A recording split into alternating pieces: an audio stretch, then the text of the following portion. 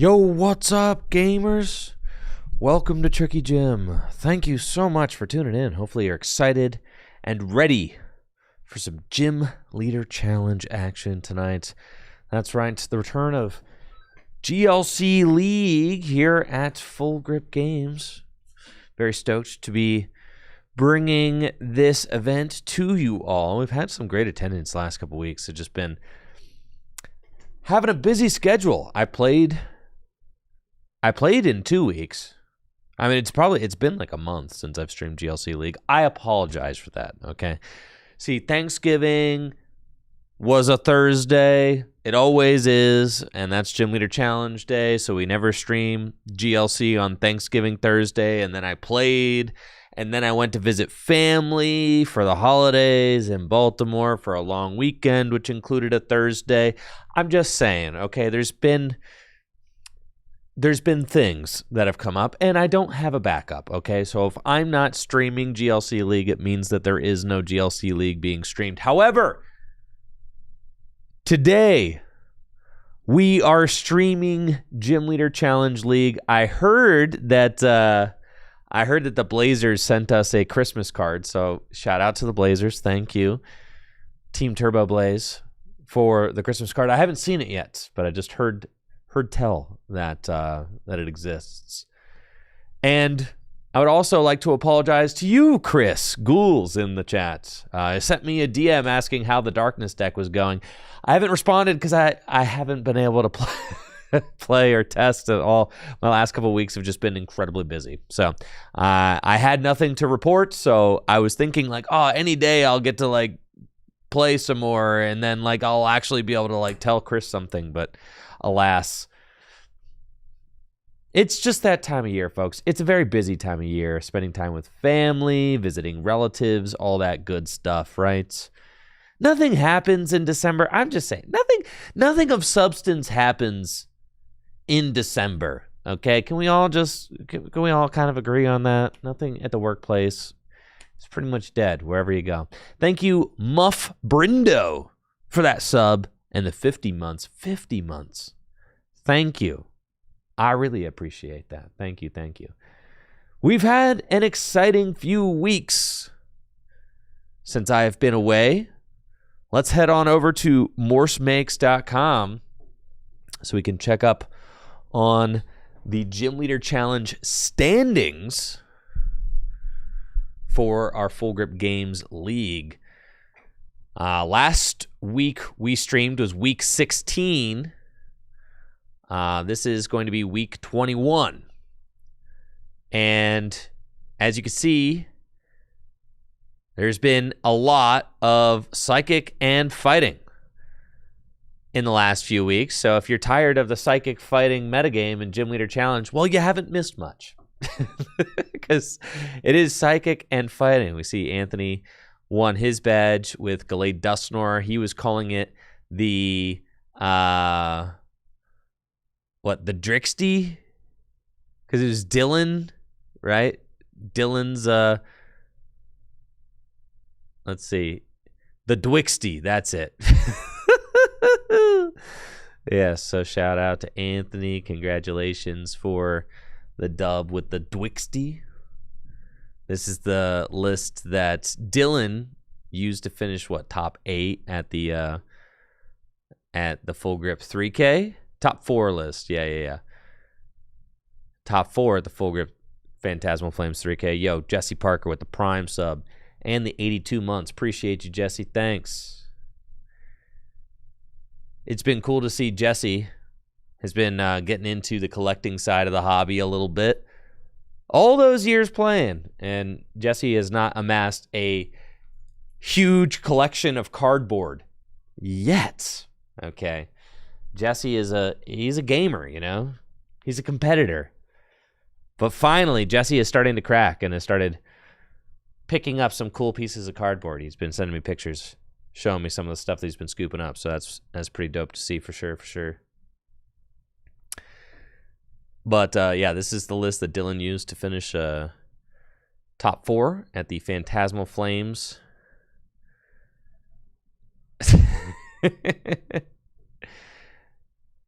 Phantasmal Flames 3K.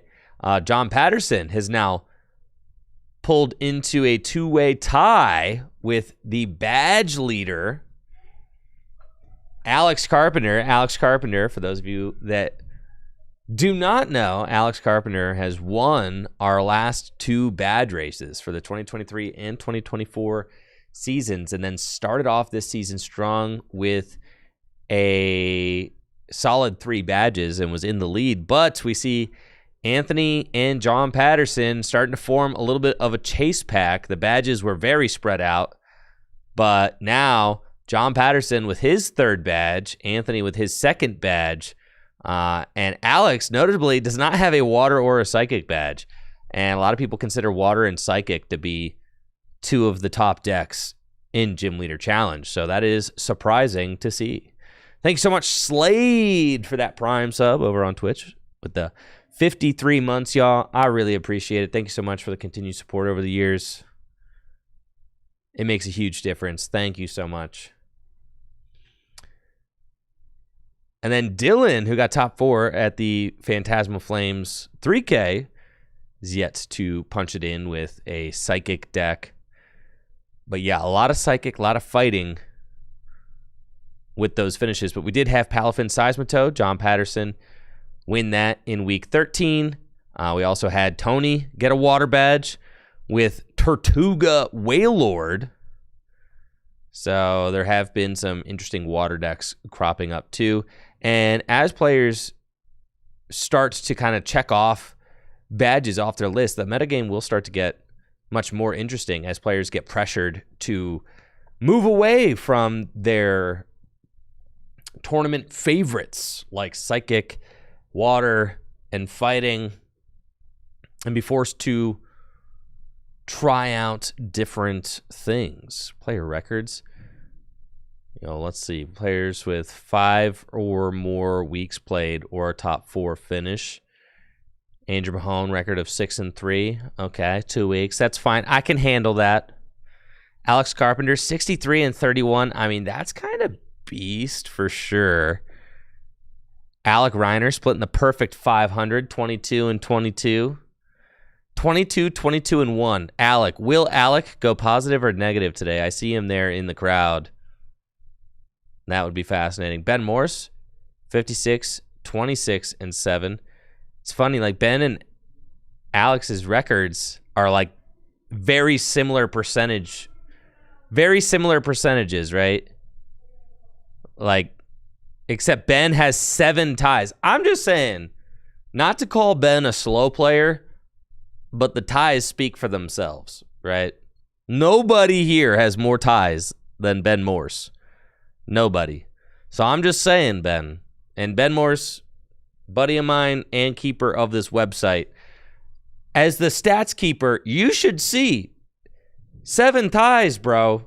Convert those to wins, and who knows? You may have a few more badges on your board. I'm just saying. So can't take all day, friend. Can't take all day. Dang, Ben Peacock also with the perfect 29-29. Splitting 500, dead even.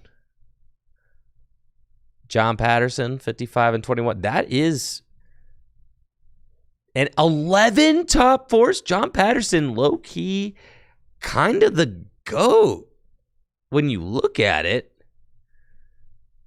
I mean, John Patterson has the best win percentage and the most top 8s out of anybody here. So, like, that is very impressive. Very impressive indeed. Is this all-time records? No, this is records for this season. So, since July. You can see season 2, and then you can see there's no season 1 records. You can see season 2, 7-2. Crazy.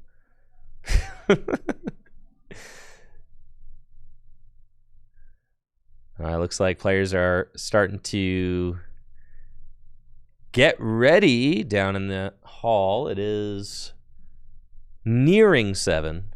Looks like we have a very solid turnout tonight. Lots of familiar faces in our event hall.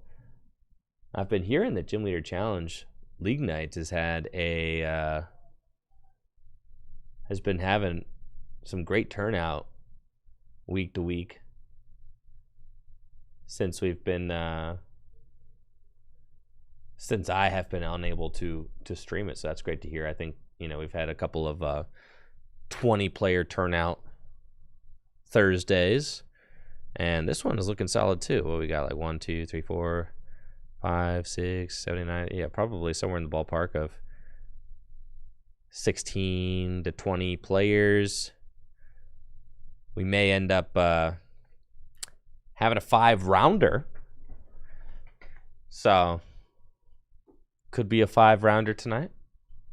That would be hype. 5 sweet rounds of Gym Leader Challenge. Now, I hate to break it to you. I know. Listen, we're just getting back into Gym Leader Challenge League nights. We've taken like a month off. I know that the people want to see more Gym Leader Challenge League nights. However, Christmas this year, guess what day it falls on, chat?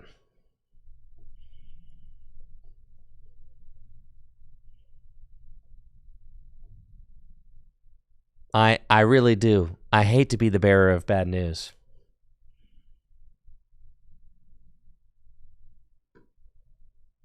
But it is on Thursday, December 25th. That's right. So there will be no Gym Leader Challenge stream next Thursday either. Unfortunately. Well, and then you're not going to believe which day is New Year's.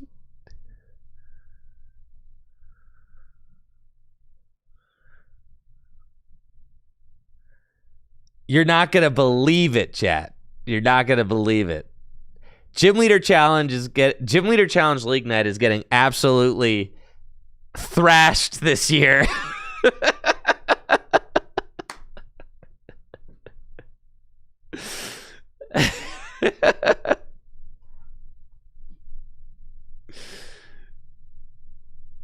So, yeah, maybe I will stream standard those nights. Maybe. Certainly could.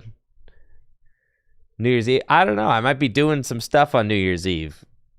I might be out and about, I might be oot and a boot. I might want to spend New Year's Eve with my significant other, So, like, maybe I won't be at the shop until 11 p.m. on New Year's Eve, I'm just saying. And then on Christmas Eve, similarly, on Christmas Eve, I will probably be doing stuff with my family and will not be at the shop until, you understand what I'm saying? So, like, no, I'm not going to be streaming. I'm not going to be streaming standard. I'm not going to be streaming standard those days either. Because, like, Christmas Eve and New Year's Eve are also big days. Can we just move them to Mondays at this point? I mean, the thing is that usually you don't get bodied by the Christmas, New Year's double-doubler, right? Yeah. So, I will still be streaming the next 2 weeks. Just Gym Leader Challenge League Night is going to be, is getting hit with some crazy strays. But trust, Gym Leader Challenge League Night is going to come back stronger and more powerful than ever in 2026. And these couple additional weeks off of Gym Leader Challenge League Nights will give me some time to cook up a new Gym Leader Challenge video, which I've been wanting to make for the YouTube channel. So that's something that we'll be doing as well. I'm also working on editing a new Tricky Hideout video. It's a good one, folks. It's a good one. 40 minutes. Nice 40-minute Tricky Hideout video with Heather and I. It's probably my favorite one yet. So definitely make sure to stay tuned for that. Probably going to be dropping on Monday. Oh, yeah, this is a round one, folks. The 2 badge leaders? Get out of town. Couldn't have a better round one. Alex Carpenter on the left got 3 badges. John Patterson on the right got 3 badges.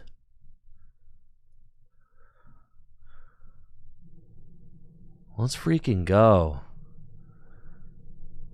Amazing, amazing, amazing. Now, this is a very hype matchup. These 2 players. And you can see Alex Carpenter got the Battle VIP pass in his opening hand. What a sack. What a sack. He's a sack, bro. He's a sack. What a sack. John, hit him. Hit him with the red card, John. Hit him with the red card. Yo, thank you so much, iPod Shark in the Twitch chat with that Prime sub in the 14 months.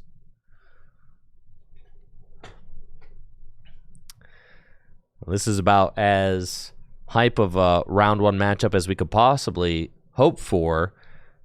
Both John Patterson and Alex Carpenter sitting at 3 badges apiece in the 2026 badge race here at Full Grip Games. John has his Psychic, Water, and Fighting badges, where Alex has Lightning, Grass, and Fighting. And here we go. Round number 1 getting underway. We have got Alex Carpenter versus John. Alex going first, playing Psychic, opens the Battle VIP pass. Doesn't get any better than that. Looks like John is going to be playing his Metal deck. Unfortunately for John, does not look like he has a supporter in that opening hand. So, gonna be praying for a top deck. Does have Counter Energy, Matang, Duraludon, Metal Saucer. Thank you, King Jester in the Twitch chats for the sub and the 46 months. I appreciate the continued support over the years. Thank you so much, Jester.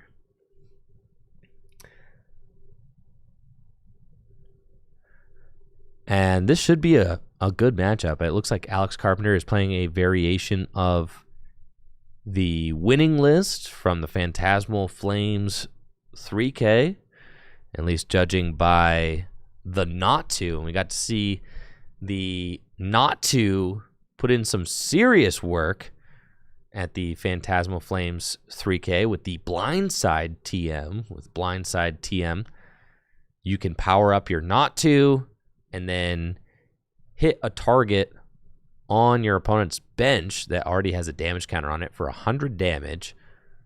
And then Natu's Ancient Trait makes it so that it takes an additional prize card when it takes a knockout. So that Natu can take bonus prizes. You just have to have the TM attached to it. And now John deciding whether or not to bench the Zamazenta, decides he's going to, and it just has to be a pass. Nothing else in John's hands, so that is quite sad. And Alex has got a very strong-looking hand with both Level Ball and Evolution Incense. Level Ball and Evo Incense, he can go get Kirlia and Zottu, start churning through this deck. Kirlia, of course, got the Refinement ability, allowing you to discard a card from your hand and draw 2 cards. Zottu, Clairvoyant Sense, attach a Psychic Energy from your hand to one of your bench Pokemon and draw 2 cards. Now, obviously, the Natu evolves into Zottu, and when Natu is a Zottu, you don't have access to the Ancient Trait and the ability to take bonus prize cards, but you can devolve that Zottu and then use the devolution, and then use the Blindside TM and get some use out of the Ancient Trait. Refinement on Curlia does reveal a Pokegear. Alex doesn't really have a target in play that he would want to use the Clairvoyant Sense onto, and I mean, Alex is just drawing very well right now. Finds teammates. Did see Nest Ball and Buddy Buddy Poffin. Either of those would have been very good to have, but can't take those off of Pokegear. Pokegear only grabs supporters, so Alex has to grab the teammates. Would have been incredible if that was a Mysterious Tail, right? Because with Mysterious Tail, you really want to find the Nest Ball or the Buddy Buddy Poffin. But no! Oh my gosh, you like hate to see that, right? It's like you use the Pokegear and you see all the broken items that you want to find, but then you can't take them, and then you use Mysterious Tail, which can only get items, and then you don't find any of the good items that you wanted.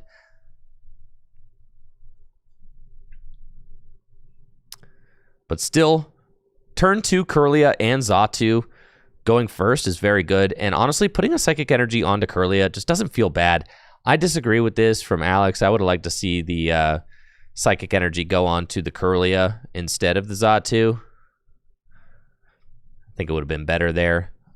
Alex does find Iron Boulder off of the Clairvoyant Sense, can bench that Iron Boulder, and then also has Wondrous Patch in hand. Could just use Wondrous Patch, get an additional energy onto it. Now, Alex is weighing whether or not he actually wants to bench the Iron Boulder, because the Iron Crown that John has active will actually be able to swing for a knockout with the Deleting Slash if he does bench it. So Alex deciding to hold that.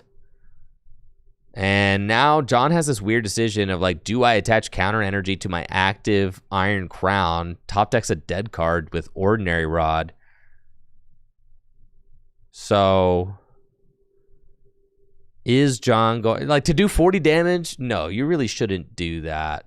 So I think John should just save the counter energy in hand. I could see attaching the counter energy to the Iron Crown. Oh, but John could take a knockout. This Galarian Meowth, and he's weighing it, right? The Galarian Meowth does have this ability where you discard 2 cards from your hand and then get to search your deck for an evolution. I don't think that this is worth it. Yeah, the Galarian Meowth, you get to discard 2 cards from your hand, and then you get to search your deck for a Galarian Berserker, and then you evolve it, right? And then John could attach the counter energy and take a knockout on the Mew for 60 damage, because the Galarian Berserker makes it so that your Metal Pokemon's attacks do 20 more damage. But that is just really not worth it, because you know Alex Carpenter has teammates in his hand. You know he does, right? You know he's got teammates. You just saw him take it. So, but God, that beautiful gold Galarian Berserker, I mean, how can you be mad at that? So yeah, you know Alex has the answer if you knock out this Mew. So I'm wincing right now watching it. So much resources wasted, but if John finds a supporter off the prize cards, then I guess. And boom. I mean, it's just instantaneously teammates. Now, I don't think I agree with Alex ripping the teammates right away. Again, I think that you should use Refinement first, because teammates allows you to search your deck for any 2 cards you want after a knockout was taken. And realistically, you want to use Refinement first, because you might draw into one of the combo pieces that you're about to get off of teammates. You might just draw into that for free with Refinement. So you don't actually want to use teammates first. And then what? You use Refinement and you don't know what you're going to get. I mean, you might have gotten one of the pieces that you're about to search. So you really want to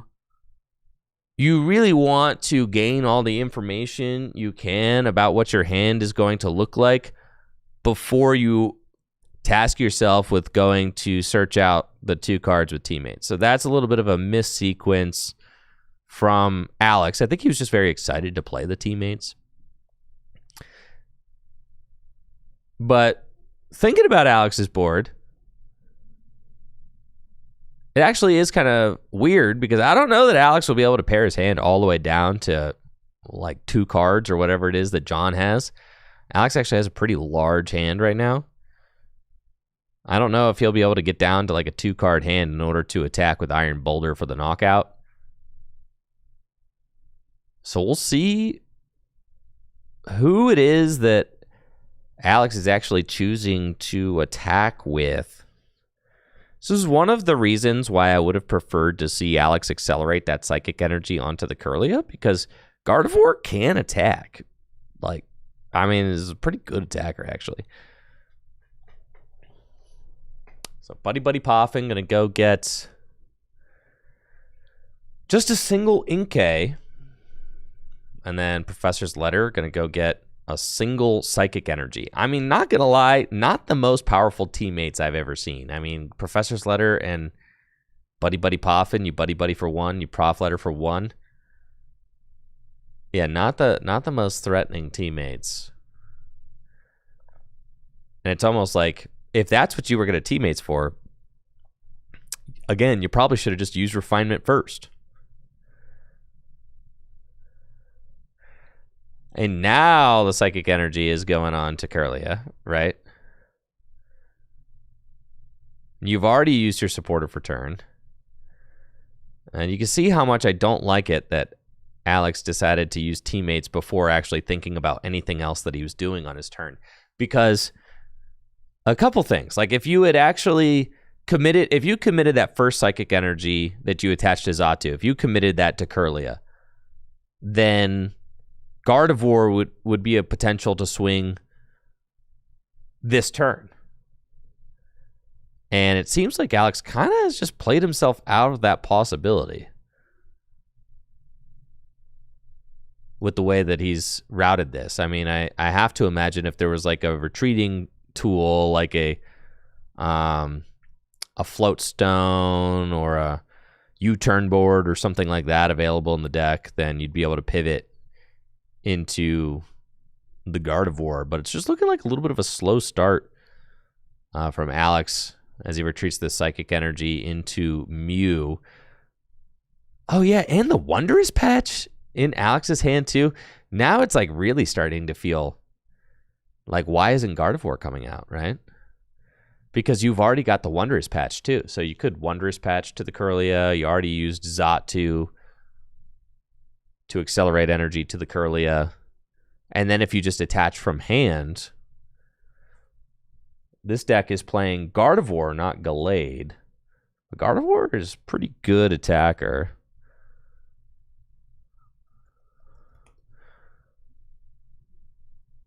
It is the Shining Arcana Gardevoir with a Brainwave attack. Does 60 damage plus 30 more damage for each Psychic Energy attached to this Pokemon. So it's 150 damage for 3. And I mean, just like not the best draws from John, but John does have boss's orders. It could just keep this pressure, knock out the Kirlia, right? And this is totally on Alex because he could have evolved this thing up into a Gardevoir, decided not to. And John now is up 2 prizes thanks to Iron Crown.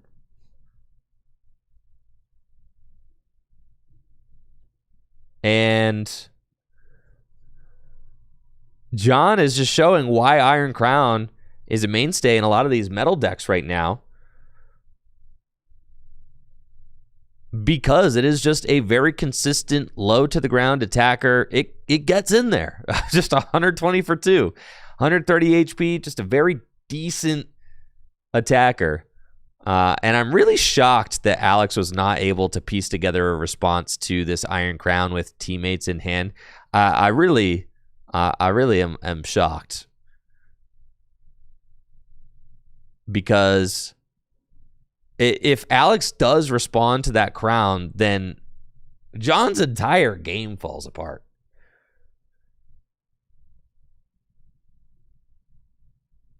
And with Nest Ball, Alex is going to go fetch Zacian. Zacian's one of the strongest new cards from Phantasmal Flames with the Limit Break attack. Does 50 damage plus 90 more damage if your opponent has 3 or fewer prize cards.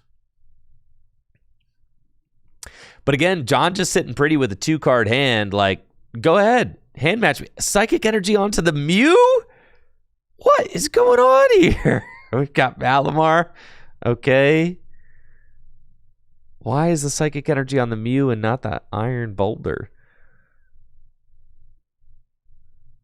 At this point, it just seems like craziness that Alex has not attacked yet. I mean, I guess it's obvious that John is not drawing well. Funny enough, Alex Carpenter does have Reset Stamp. And so, like, is trying to see if he could pare his hand down to 4 cards, because he could Reset Stamp John's hand up to 4, which would be very funny.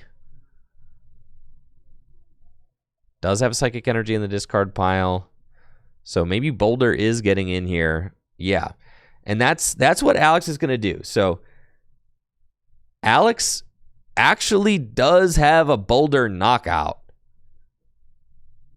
He's going to have to use Reset Stamp to give John more cards. which I have to say,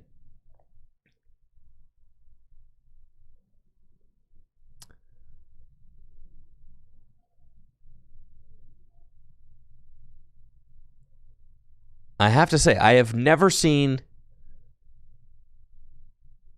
and the blindside TM is just getting wasted. You have to use Reset Stamp, and I'm sure John's like, oh, okay, yeah, 4, okay. Hex Maniac is the supporter for turn. So this is ending up being like a pretty decent turn from Alex.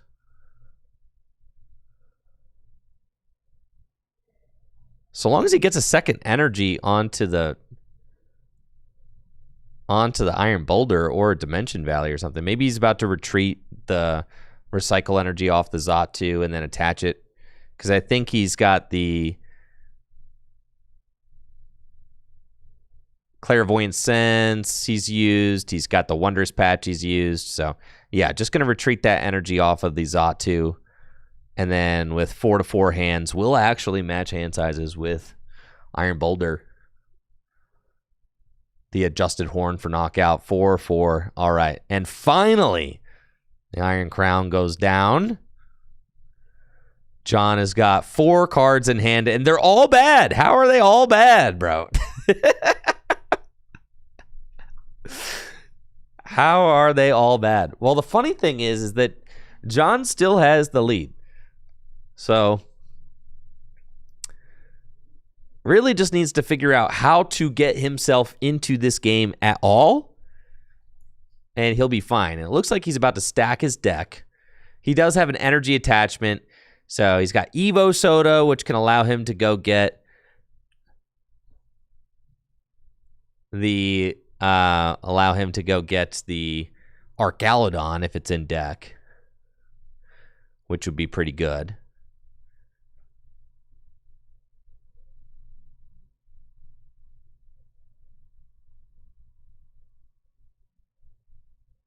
And then you've got Cypher Maniac's Code Breaking, which you have to stack like a good supporter on top of your deck.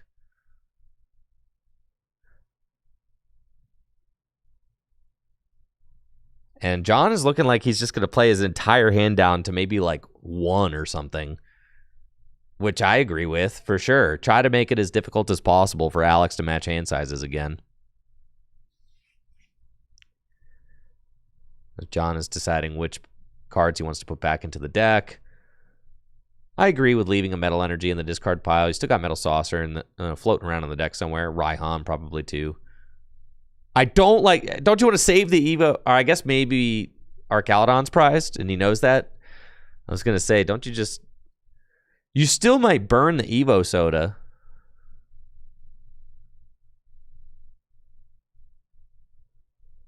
Just to make it so that Alex will have a more difficult time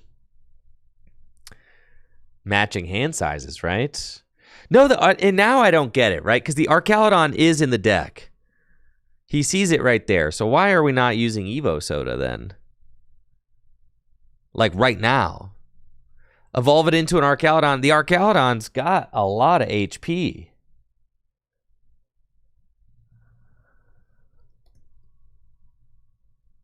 $180 hit points. And John is playing the Archaludon that has the coded attack. So it cannot be damaged by basics. So really, if John just starts firing off attacks with the Archaludon, he's going to be in a very strong position. So a lot of confusing things from John. Why didn't he attach his energy for turn? Why didn't he play the Evo Soda? I would have liked to see him do both of those things. I would like to see him attach the energy for turn and play the Evo Soda, then play Cypher Maniac's Code Breaking. I really am hating that John did not play those cards. Because if you give the Archaludon 180 hit points, I mean, it's just not going to be an easy target for your opponent to knock out.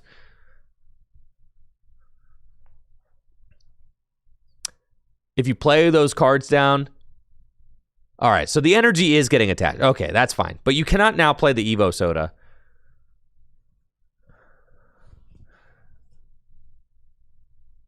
Maybe John is trying to, okay, maybe John is trying to leave it up to like surprise, right? And I could see that maybe John is not trying to reveal that that's the Archaludon he's playing. All right, that is a nasty N from Alex after the stacked deck. I could see, okay, I think I see it now. I think John might be trying to hide that information from Alex so that Alex doesn't start preparing his board or resources for that Archaludon at all. But now that I know that Archaludon with the coded attack, the coded attack. Now that I know that this Archaludon is the one that John is playing, and what an amazing looking artwork too. I absolutely love this one.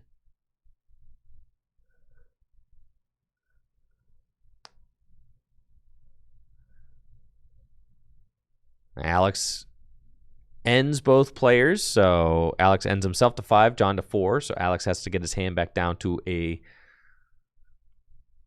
size of 4.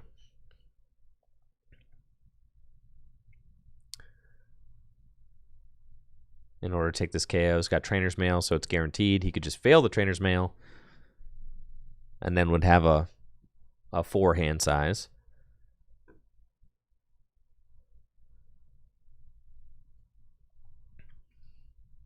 And it looks like he's going to take the Floatstone, which he can just attach to Malamar. And the real question is, will John be able to respond? I mean, both Zamazenta and Archaludon have 3 energy attacks. Which will probably be pretty difficult to power up since you don't have any energy accelerators in play. So it's looking like Zamazenta is going to get sent up. 4-4 prizes. Players are tied now. And now, I mean, John has N and Evolution Incense in hand. So, like, I think at a certain point you have to reveal that you are working on this Archaludon. I don't think that John can just be like, oh, I'm just gonna attach another sneaky energy to this Duraludon and I hope you don't kill it. Like, I think you do have to, and so yeah, John has to reveal that this is the Archaludon that he's playing with the coded attack. And that's, I mean, really, it's not a secret, like, because John is also playing the Galarian Berserker. And the reason that you're playing the Galarian Berserker is so that you can boost that coded attack up to 140 damage. Because 120 damage isn't really enough to take out most meta attackers. But 140 damage, all of a sudden, you're one-hit KOing like everything. You're one-hit KOing Iron Boulder. You're one-hit KOing Zacian. You're one-hit KOing Just a bunch of stuff. Giratina. So John going to play his hand down. It's got the Arcalodon now, Mount Cornet, and N set both players to 4. And Alex has got to be somewhat concerned about this. Arcalodon's got 180 hit points. He's already committed the Muscle Band to the Zacian, which means that he can't use Muscle Band to boost Iron Boulder's attack up to 180 now. This is pretty ideal of a draw, though, for John. I mean, he can attach Metal to Arcalodon and Floatstone Retreat to Jirachi and just start churning a little bit. I think that's like the exact play that you want to make. And then you're just hoping to get another Metal Energy. I mean, just use Mount Cornet right now, right? Because that stadium's probably not going to last through the turn. So you have John using Mount Cornet. It's really good. I think Floatstone to the Zamazenta. I mean, just save it, right? Having that backup attacker is just really strong. I know John probably somewhat wants to save the Floatstone for the Jirachi. And like maybe let the Zamazenta get knocked out, promote Jirachi. Yeah, so I also don't hate that play. I think that that's fine.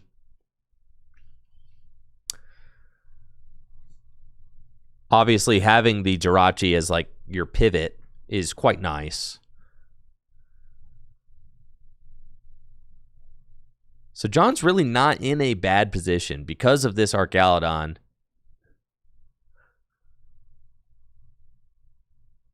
And it looks like Alex has got the Mystery Garden, considering thinning his hand down so that he can draw up with the Mystery Garden.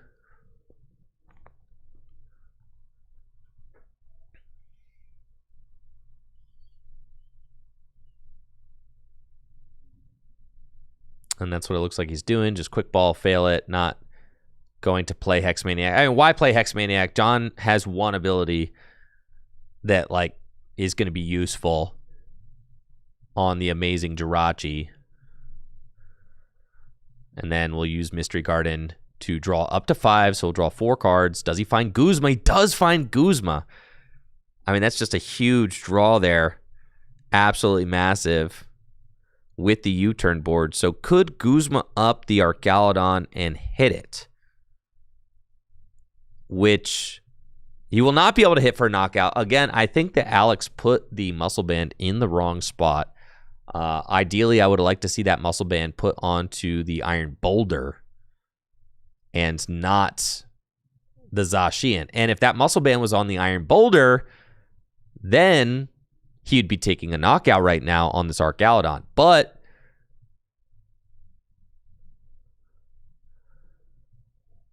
I think he's got to match hand sizes. John's got a hand size of 4, I believe. So cannot play any other cards.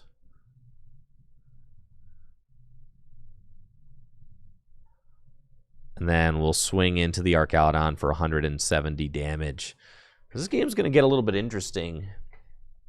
However, if Alex is playing... It's not a knockout? Yeah. If Alex is playing the Blacephalon, Blacephalon could place damage counters onto this Arcalodon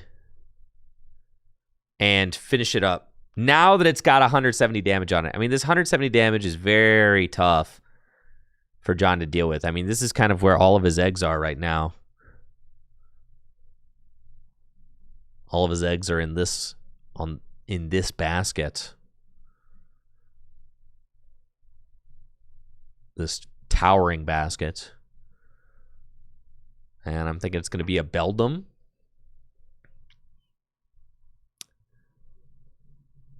If Beldum's in the deck? No Beldum in the deck, so it has to be Bronzor. Oh, no. Is the Beldum prized? It must be prized. It's looking like it is. Not a lot of basics here for John to choose from. Oh, there's the... Oh, thank God. Beldum is here. Okay. I say John's got the Matang in hand.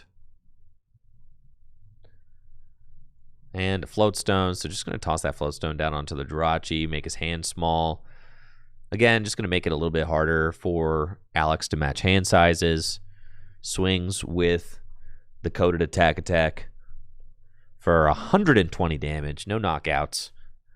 And these players are tied at 4-4 prizes. Scoop up nets. Going to deny a prize from Alex Carpenter. Picks up the recycle energy since it goes to hand. It goes to the hand after it gets discarded.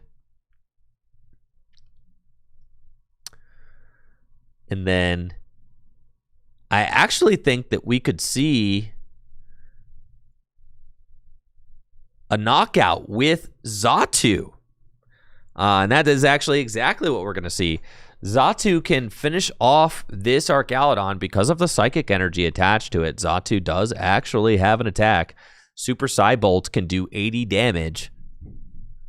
And because Alex found that Guzma to get ahead of things and swing into this Archaludon before it could start using coded attack, I mean, that was really the entire game there hinged on that Guzma find. Because now Alex is going to be able to drop the Dimension Valley in his hand, attach a single energy to this Xatu, and then use Super Psybolt to take the KO. Since coded attack only makes it so that it cannot be damaged by basic Pokemon. So big plays here from Alex Carpenter, taking energy retrieval off of the Mysterious Tail. And at this point, I'm sure Alex has got to be feeling solid about his position in this game. Can use energy retrieval and just power up the rest of his gang. You can rebench the Iron Boulder.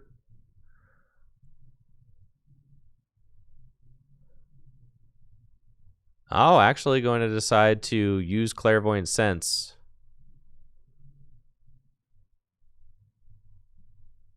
Oh, no, that was Malamar. Okay, so Malamar is going to get that third energy onto Xatu. So attachment from hand for the recycle. Malamar, Psychic Recharge. Ultra Ball is being used now too. I was going to say, wouldn't hate to see a Clairvoyant Sense to just toss an extra energy onto Iron Boulder. I feel like getting energy on Iron Boulder is always a good idea. Then it's just an attachment away from attacking.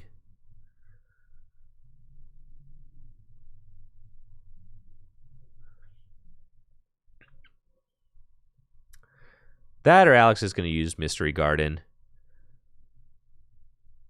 to just fill the hand, which is also not bad. I'd rather just use Clairvoyant Sense. Clairvoyant Sense, draw 2 with the energy attachment going to the Ralts. This seems okay. And then retreat the Psychic Energy off the Mew finally. And here comes Xatu to save the day with its Super Psybolt attack for 80 damage. Alex going to decide to leave the Mystery Garden up. No sense just slamming down the Dimension Valley if you don't need it, and he doesn't need it. And really there, I think that's like kind of John's entire game plan. I do really like the fact that you've got this amazing Jirachi, right, which can keep metal energy on top of the deck, which we just saw John do, right? So John like sees the metal energy, is going to keep it on top of the deck, and then can use the Matang, right, and go accelerate that energy into play. And John does actually find the 2 metal energy that it needs off of the Matang Metal Maker. Yeah, those 2 cards go to the bottom. Good job, John. Good catch, good catch. Yeah, Metal Maker. Coming in clutch. And John doesn't really have a lot of other plays, so just has to send up Old Faithful. Zamazenta retaliate for 220 damage. But unfortunately, both players at 3 prizes. Alex just has a lot of ways to handle this Zamazenta. I mean, he's got the Zacian already on his bench with the muscle band on it. And that limit break is going to deal 160 damage with the muscle band. So 160 is perfect math to knock out the Zamazenta. Zamazenta does have the metal shield ability, which makes it so that it takes 30 less damage from attacks if it has an energy attached to it. So it has an effective 160 hit points. But that muscle band is going to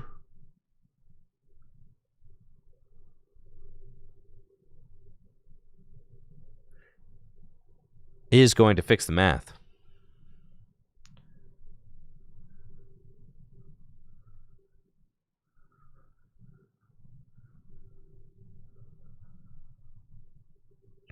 We've got 21 players tonight for Gym Leader Challenge League Nights. So that is going to be a 5-round tournament.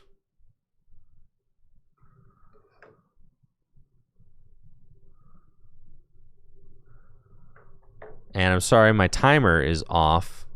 Actually, we're playing 45-minute rounds, or 40-minute rounds, not 45-minute rounds, so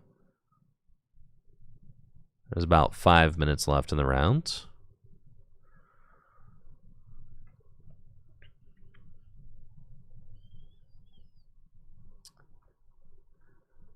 And Alex will take that return KO with Zacian. John's certainly on the ropes now. Not a lot of options to work with. Can he take this knockout? I mean, Zacian, 130 hit points, is weak to metal. So all John has to do is attack. But is actually accelerating to Matang. He actually does play Metagross. Oh my god. And here comes Metagross, who is actually hitting for weakness. Oh my god. And Metagross is taking this knockout, guys. This is crazy. With the metal goggles as well. Holy cow. This Metagross is massive right now. This is absolutely crazy. I can't believe I forgot all about the Metagross. How could I forget about the Metagross?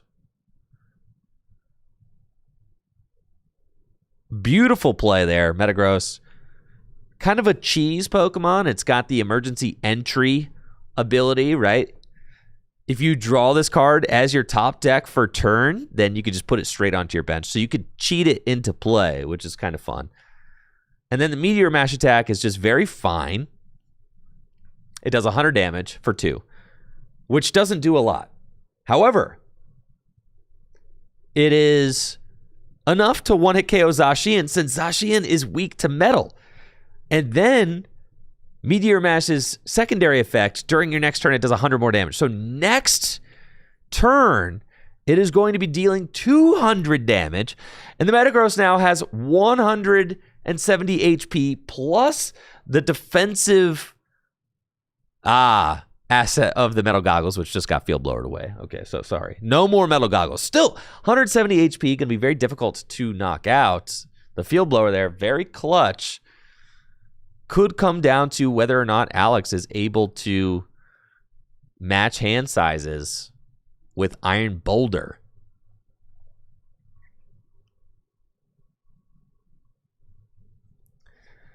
Alex has got the Rescue Stretcher and can recover a Pokemon from the discard pile straight to hand. We'll see if there's anything here that can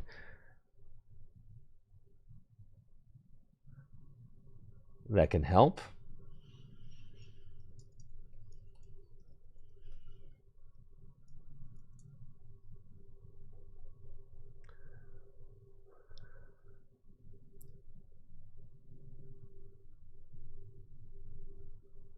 Let me see. Alex kind of sorting his hand out. I mean, time is dwindling down now as we're approaching the end of this 40-minute timer. I mean, 40 minutes is plenty of time to finish a game of Pokemon cards.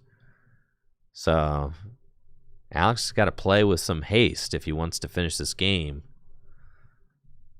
Now, there is +1 turns. And I suspect, yeah, with Raihan, this knockout should absolutely get taken. Alex has to be able to limit his hand down to 3. You would think, right? You would think.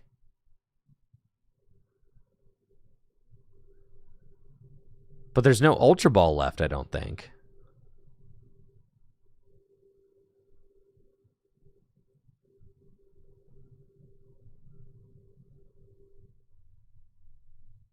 So gonna get a card out of his deck with Raihan. Has to get a card out of his deck with Raihan. Bench Mr. Mime. Put Dimension Valley in play. And then you've got the Blindside TM too. So you could do that. And now he's got the hand size of 3. So, wow. I mean, just absolutely nuts. I thought for sure John's Metagross play with the goggles was going to be able to ward off Alex, but it looks like just in time, Alex is able to take that knockout with Iron Boulder, matching hand sizes, going down to 1 prize remaining.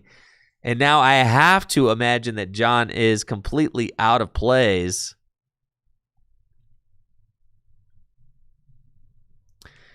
He's got this Iron Crown. Iron Crown could hypothetically take a knockout. There is a Muscle Band in John's deck.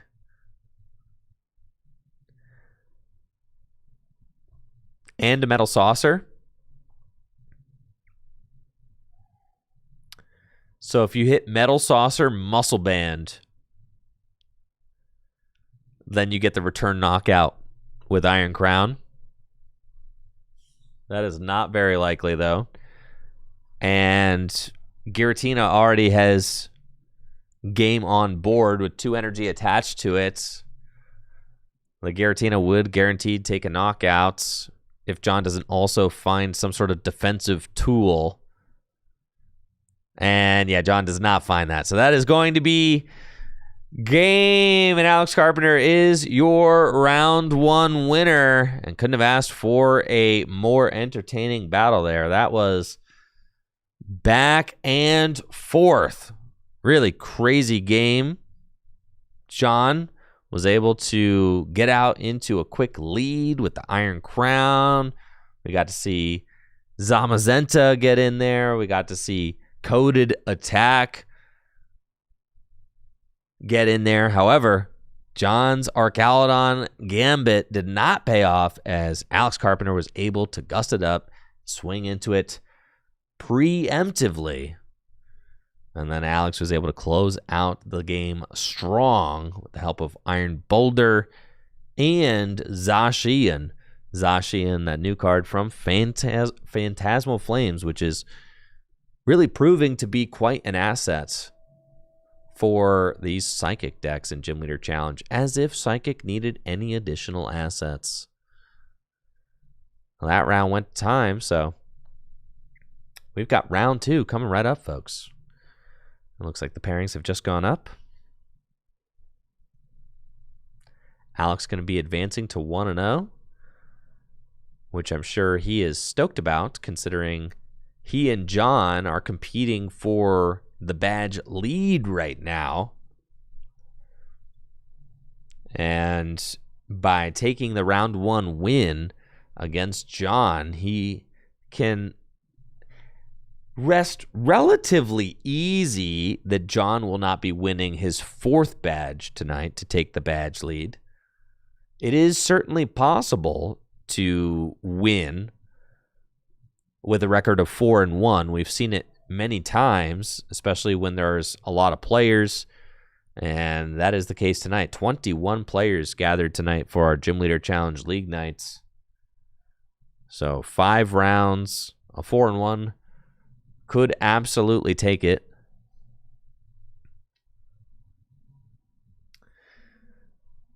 And we'll see who gets called onto the stream table. Looks like Joe Cornell getting called to the stream match. And who else? Now, Joe Cornell rocking the low maintenance haircut now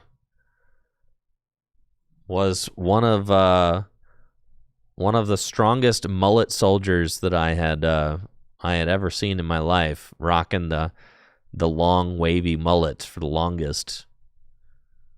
Looks good all cleaned up, Joe. Looking good, looking good. All right, so we got Peter and Joe. First stream match, round number 2.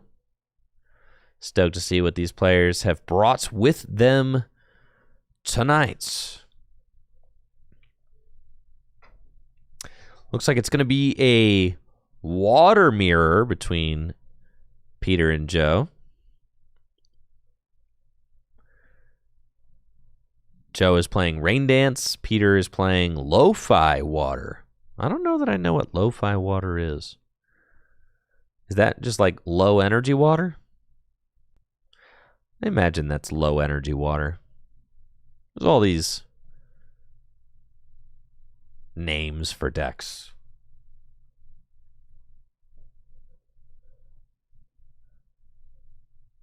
Ben Morse in the chat. Was I getting flamed again?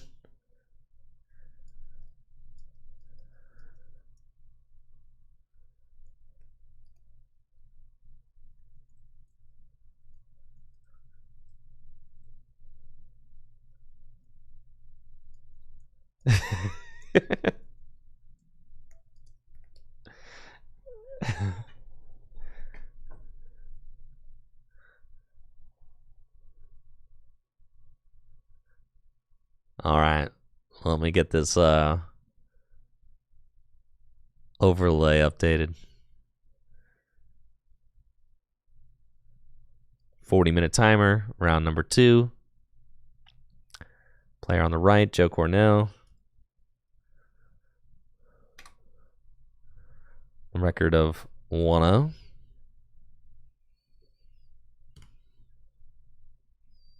Peter Nogue on the left. Also 1-0.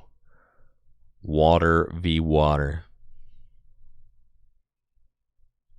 Well, let's go.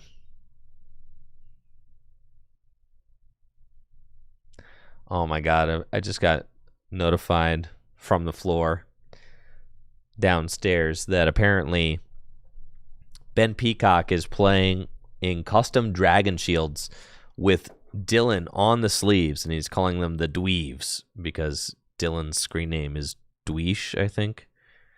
So they're calling him the the Dweeves, dude.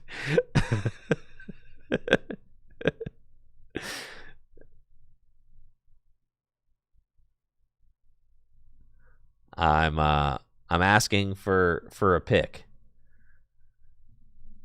Asking for a picture, so I'll get updated on the Dweeves status as soon as you guys will get updated as soon as I do. I will show off the Dweeves. All right, round number 2 is underway. We've got ourselves a water mirror match. Joe Cornell on the right playing Rain Dance, and Peter Nogue on the left playing Lo-Fi Water, which is a low-maintenance water deck, not going to require a lot of energy for its attackers. And Joe is going to be playing quite a different build of water, which is probably going to get a whole lot of energy on its attackers. Waylord is the main attacker in the Hydro Pump deck. It has got the Hydro Pump attack, which does 10 damage plus 50 more damage for each water energy attached to this Pokemon. It can do 210 damage for 4 energy. It's got 240 HP. That's about as big as it gets in Gym Leader Challenge, folks, since you cannot play Pokemon that have a rule box in Gym Leader Challenge format. So no EX, no Vs, no V-Stars, V-Maxes, Radiant Pokemon, anything like that. Nobody with a rule box is allowed, which really evens the playing field for these single prize Pokemon like Waylord, which are just big, nasty dudes that can do a lot of damage. Now, Waylord is a high maintenance Pokemon. It takes a lot of energy. So Joe is going to be looking to set up either Baxcalibur with its super cold ability, which can allow you to rain as many water energy from your hand to your Pokemon as you like during your turn, or Frostmoth with its Ice Dance ability, which allows you to attach infinite water energy from your hand to your bench water Pokemon as you like. Those are the two primary forms of energy acceleration. And Joe, starting off very strong with a Lily's Determination for 8 cards. We'll see what he's able to find. Snom, that is certainly a good card. And Kyogre, another very strong attacker. Looks like Joe has Escape Rope. I like this play from Joe. Get that Sobble out of harm's way. Kyogre into the active spot, and Kyogre can use Wave Summoning to start to accelerate energy to itself. I really like Joe's decision to do that because Wave Summoning not only accelerates energy to itself, it gets that Sobble out of harm's way. And Sobble is one of the most important setup Pokemon in the water deck. It evolves into Drizzile with its Shady Dealings ability, which allows you to search your deck for any trainer card you want, put it into your hand when you evolve it. And then, of course, Drizzile evolves into Inteleon, which also has the Shady Dealings ability, just more stronger.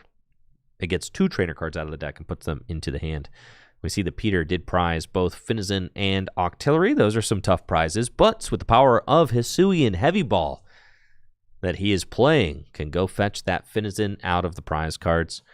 Finizen evolves into Palafin. I have to imagine that Peter is probably playing this Vanguard Punch Palafin. This has been one that I've seen a lot of people playing lately. It only takes 1 energy. It can do 130 damage for that 1 energy. But another popular Palafin that doesn't take a lot of energy either is this Justice Kick Palafin for 2 water energy, does 210 damage. So both of those Palafin are guys that you might see in this deck. And I think I do see the Vanguard Punch Palafin in Peter's deck. It looks like Peter might also be playing Seismitoad, as we see with the Tympole and the Sobble selection out of the deck with Hisuian Basculins gather the crew. Seismitoad, incredibly strong. It's got the Quaking Zone ability, which makes it so that your opponent's active Pokemon's attacks cost 1 colorless more energy. However, for Joe's deck, that probably won't be a problem, since he can accelerate as many water energy from his hand to his Pokemon as he likes. We see that Joe has wasted no time getting that Frostmoth into play, the beautiful art rare featuring Melanie. And then also has Evolution Incense. Can use Evolution Incense to go get maybe a Drizzile if it's available. It looks like that is what Joe is going to do. Eyeing up the Drizzile. Now, unfortunately for Joe, this Kyogre is in the active spot, and Frostmoth is a stage 1 Rain Dancer. I mean, it is incredibly strong, but the drawback for Frostmoth is that it can only accelerate water energy from your hand to your benched Pokemon. So that is going to make it so that Joe cannot easily power up this Kyogre this turn. It looks like Joe is going to use Drizzile, Shady Dealings, go fetch out Irida. Irida will allow Joe to continue setting up his board. I like this play. Use Irida, go get your Wailmore, and Buddy Buddy Poffin. Buddy Buddy Poffin can go fetch Frigibax and Remoraid, and now, I mean, this entire board is looking beautiful. Joe has got Inteleon in his hand. He's going to pop the Lux Cape onto the Kyogre and use Wave Summoning again. Luxurious Cape onto the Kyogre. Pretty much guarantees that that Kyogre is not going down this turn, which does protect Joe's next play. I mean, if Joe wants to be able to attack next turn with the Kyogre, it pretty much is guaranteed to be able to do that now. The Escape Rope comes down from Peter. We'll see who Joe decides to promote. Frostmoth getting the send.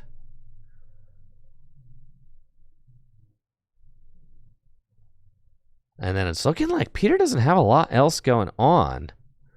Joe's got Floatstone in hand, so if the Frostmoth doesn't actually get knocked out, then he's got Floatstone to move it. It's not a problem. Does have Palafin. Okay, so that's not nothing. Does also have Boss's Orders. So really, Peter has his pick of who he wants to knock out. Peter could gust up the Drizzile and knock it out with Palafin. But also knocking out the Frostmoth doesn't feel bad.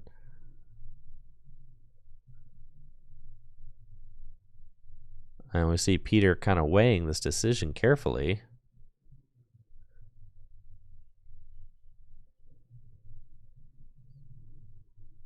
It's going to attach to the Castform and actually just use its attack, which does 20 damage to all of your opponent's Pokemon. So Peter deciding to actually take this turn to spread damage rather than to go in on the aggressive, maybe hoping to buy a turn. I mean, he doesn't have a very good hand, so possibly hoping to buy a turn, but Joe actually has the perfect answer to this play from Peter. This is really devastating. He's got the Rough Seas in hand and Floatstone, so I'm sure Peter is just going to be reeling after this because Rough Seas will just completely undo everything that he just did. That entire attack is about to get just, I mean, erased. Joe has got a wealth of options over on his side of the board. He's got Inteleon, Versus Seeker. Can basically do whatever he wants right now. Could Versus Seeker for Irida and just go get Rare Candy Baxcalibur so that you have that set up. And then you've got both Frostmoth and Baxcalibur set up, which would feel really good. Unless this Rare Candy is prized, and I think that's maybe what Joe is finding out right now in real time.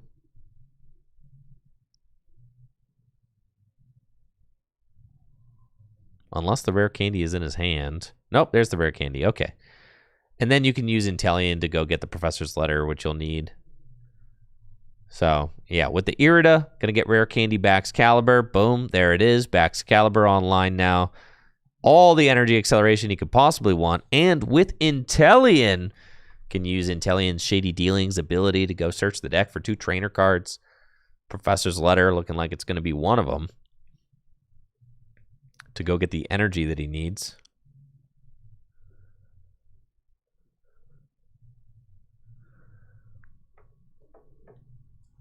And then the other trainer, let's see what Joe selects. It looks like he's actually going for both the Bucket and the Letter. Going to use Bucket and Letter to soak 4 energy out of the deck. Holy cow.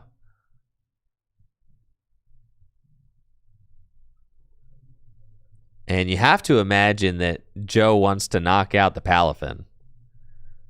That would be, I think, a fantastic card to knock out. The Palafin is certainly the biggest threat on Peter's board.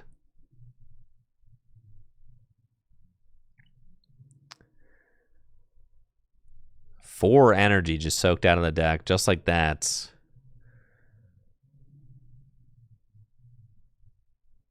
Fourth energy going to Kyogre.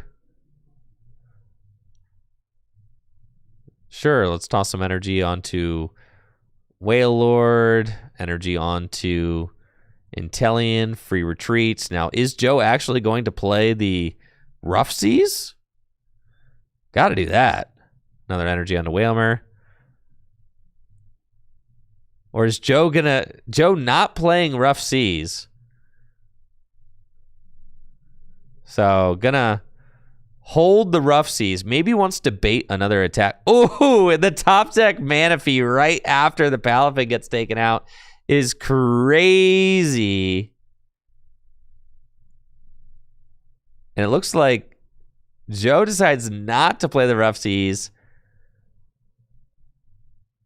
I have to imagine is going to put that Rough Seas into play now.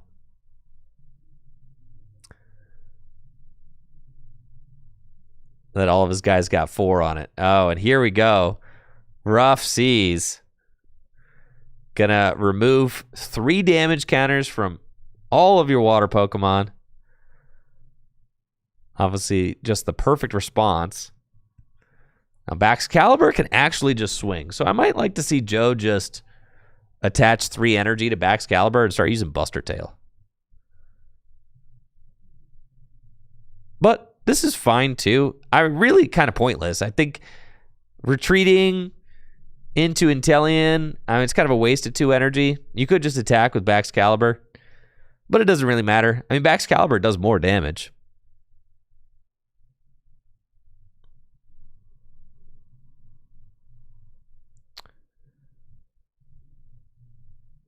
And then gather the crew. Just a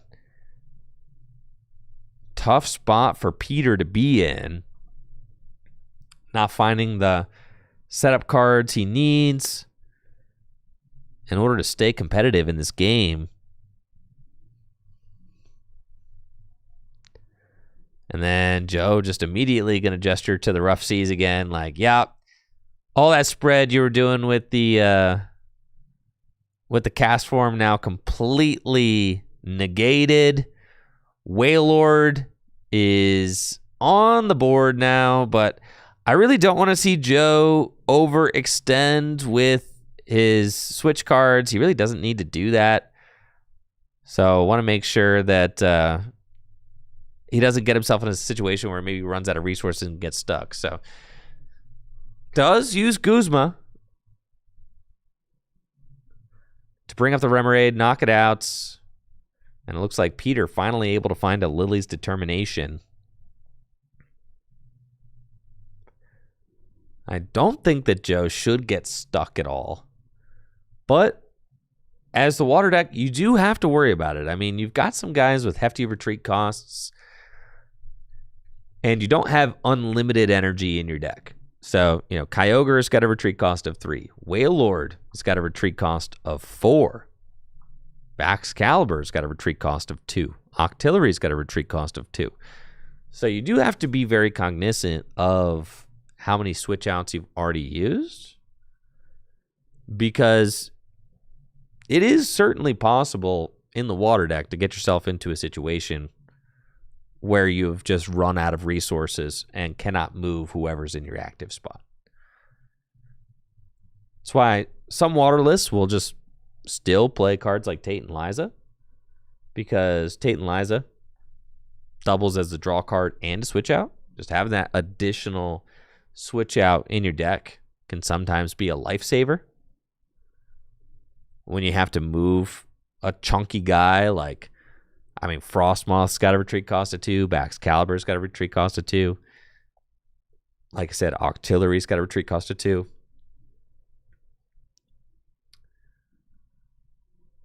Now, Peter finally showing some life in this game as finds that Lily's Determination.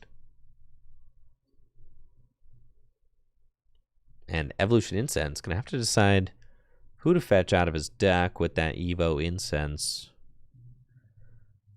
Not a single evolved Pokemon on his board right now, so have to imagine that there's a good target for that, right? It's gotta be a decent target for Evo Incense.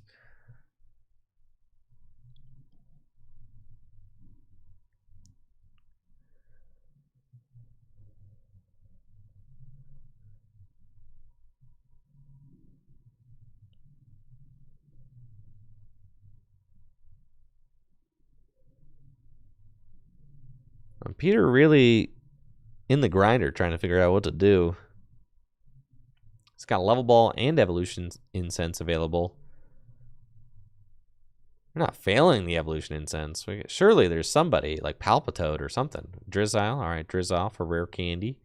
Could be Drizzile for Rare Candy into the Seismitoad.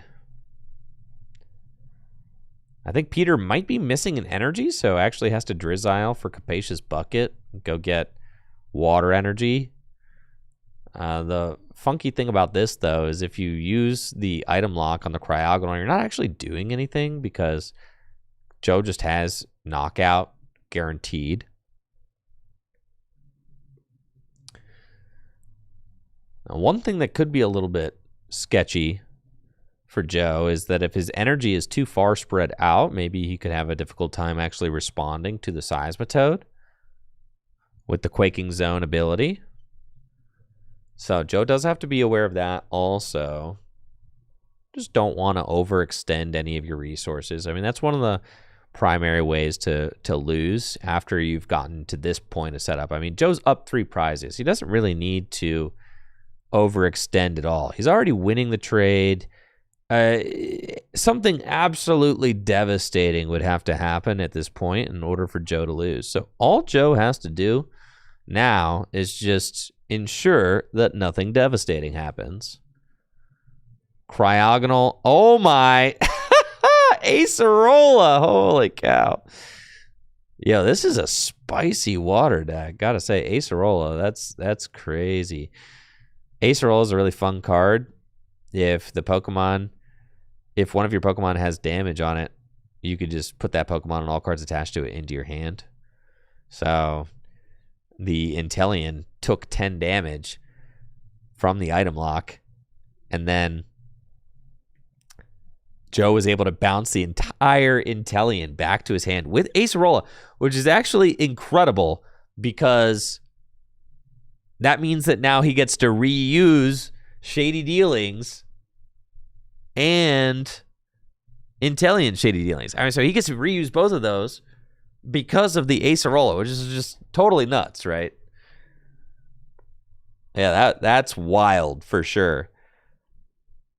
And now Joe's got all those energy back to hand as well. So one of my biggest concerns with Joe's board is that maybe the energy was a little bit too spread out, but now thanks to that Acerola has been able to bounce some of that energy back. I've also been able to see in Joe's hand that he's got a superior energy retrieval available to him. So he might be able to fetch some energy back that way as well. And Peter going for Nessa to recover up to 4 in any combination of water energy and water Pokemon from the discard pile to his hand.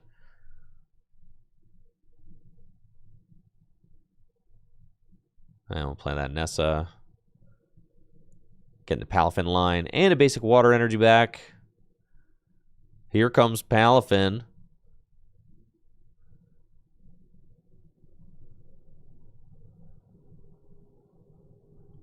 And Seismitoad going to swing for 100 damage, 120 damage. The echoed voice attack next turn it'll do 100 more damage. If there is a next turn for the Seismitoad. Drizzile Shady Dealings coming down. Joe can search out a trainer card from his deck. Also has the healing power of Rough Seas, which he can use. I do like the Luxurious Cape Acerola combo. I think that's fun. It's a neat little combo you don't see in every Hydro Pump list. Joe also has Scoop Up Net available to him. If he just wants to scoop up net, he could just scoop up net and just swing with Wailord. And honestly, it might just be time to do that. Hey, just get this thing out of there. Scoop up net. Go my Wailord. Just, yeah, slap 5 energy on Wailord and let it go, you know? You're doing 260 damage. You've got 240 HP. The one thing on Peter's board that might be able to answer a Wailord is the Tortuga. That's right, folks. Tortuga. There is the Tortuga with like the seaweed something or another. Ancient Seaweed, which does 30 damage for each item in the opponent's discard pile. And I think there are quite a few items in Joe's discard pile at this point. Joe going to play Superior Energy Retrieval while he's at it as well to get a few energy back. Now, I don't want to see Joe actually commit these energy. I would like to see Joe, like, only commit the energy that you need to attack. I would like to see Joe kind of hold everything else. Because at this point, the only way you lose as Joe is if something gets gusted up and trapped, right? So, like, Yeah, I like Joe's decision to play the Superior. I think that's smart in case you get item locked again. And then putting all the energy on Waylord, this play pretty much ensures the dub. It is, yeah, there you go. A wipeout. 6-0 from Joe Cornell with his Waylord Hydro Pump deck. Really pulled out all the tricks in that one, folks. That was crazy. The Rough Seas putting in work. The Acerola putting in work. Kyogre getting in there quick. There you go. That was a gnarly game there from Joe Cornell. Well played. And Hydro Pump continuing to prove itself here at the Full Grip Games Gym Leader Challenge League Night. Oh, I think we might be able to get a bird's eye view. Thank you so much, Trust Your Pilot, for that raid. What's up, everybody from Trust Your Pilot? Thank you so much for the raid. Hopefully, you're doing well, having a great Thursday night. Appreciate that raid. Welcome, everybody from Trust Your Pilot. If you haven't already, make sure to check out Trust Your Pilot. Create some awesome Pokemon trading card game live content. Thank you, Early Bird, for that Prime sub over on Twitch as well. As far as people who know things about the Pokemon trading card game live, Trust Your Pilot knows more about PTCGL than anybody that I have ever seen on the internet. Has always got the most up-to-date info on patches, what you should be exchanging your gems for, all that stuff. So, shouts to Trust Your Pilot. Thanks for doing the deep dive into TCG Live and keeping the people informed. We've got Gym Leader Challenge League Night here at Full Grip Games tonight, and I've just been informed that apparently Ben Peacock is playing with custom Dragon Shield sleeves featuring Dylan. And Dylan is right over here.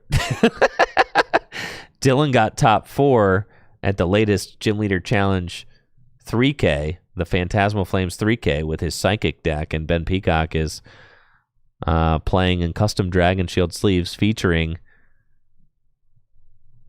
Dylan. It looks like he's also got the Dragon Shield clear outer sleeves to protect his Dylan sleeves, so that is extremely hype, I gotta say. I've got a nice close-up picture of the sleeves here, so I will show them off to you as soon as I airdrop that pic to myself. All right, here it comes. Prepare yourselves, folks. Now, Dylan's screen name is Dweesh, so these are being dubbed the Dweeves. It's like Dweesh and sleeves. All in one. So, here is your look, folks, at the Dweeves. Let's enhance. Wow, they're all 3 are Dylan. I didn't notice that. Yeah, it's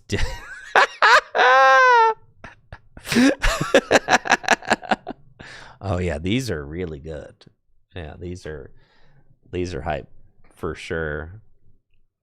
Shout out to the Dragon Shield custom sleeve printer. Look at how much fun that is, folks. Look at all the whimsy there. Look at all that whimsy. Dylan featuring Dylan. Absolutely incredible.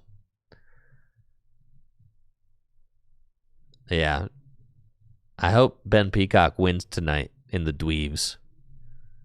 That would be incredibly hype. Like I said, I'm working on the new Tricky Hideout video. Gonna be a certified banger, folks. It's gonna be hype. Chief asked, do I have any plans for new GLC sleeves? No, the reason why I was able to do those custom sleeves is because at that time, like the custom sleeves in the merch store, is because at that time, Dragon Shield was giving me, like, the way that Dragon Shield and I's contract has worked over the course of the, evolved over the course of the 6 years that I've been working with them. Like, for a little while, before they started, before they started supporting me financially, they were supporting me with product.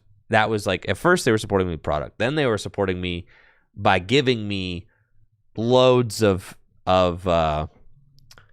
custom sleeves that I could then sell, So like, but now I have a contract where they support me financially. So like, it's evolved in a way that like now it's like it would cost me a lot of, they still send me free product, but they're not sending me 100 boxes of custom sleeves like they used to, because our contract is different now. If that makes sense. Very excited for Dylan to get his first top 4 GLC locals and then sleeves to commemorate it. Yeah, that's hype for sure.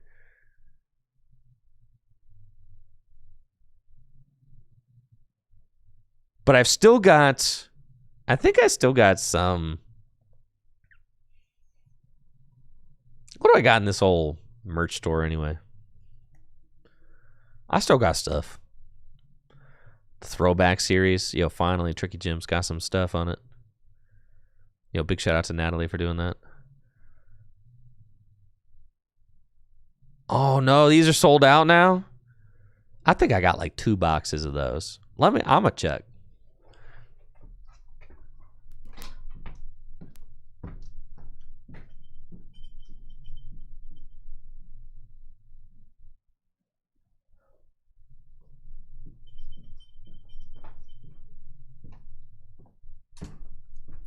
Oh yeah, baby. I gotta update stock. I got 3 boxes of the prisms left. Boom. So got 3 left. Inventory count was off. So I'll fix that later.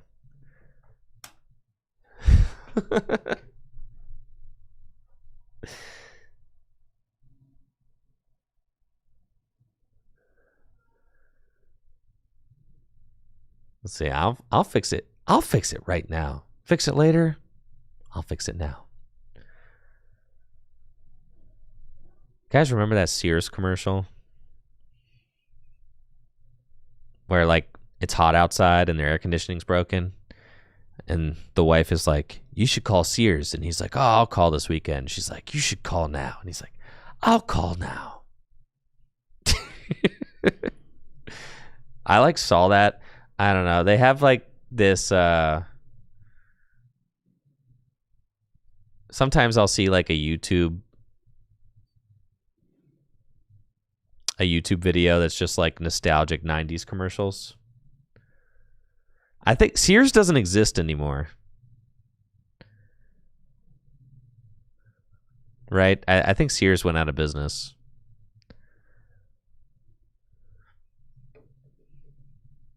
So.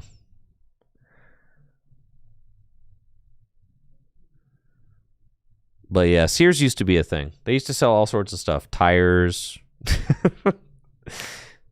air conditioners. Like, pretty sure you could get clothes. Like, it was like a department store, but they also did a lot of other stuff.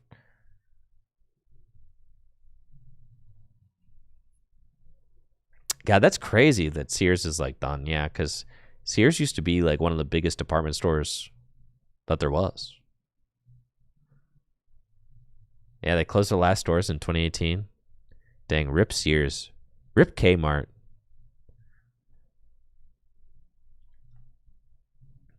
All right, products. Here we go. I've got 3.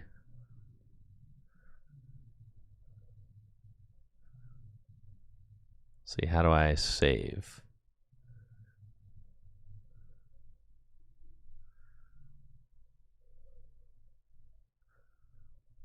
Did it just update? Oh, it did update. Oh, yeah, there we go. Okay, I've got 3 of those up now. Beautiful.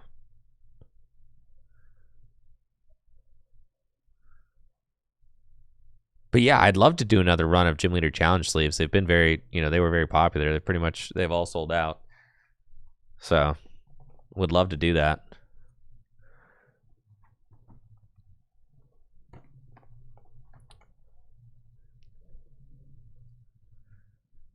All right, dope.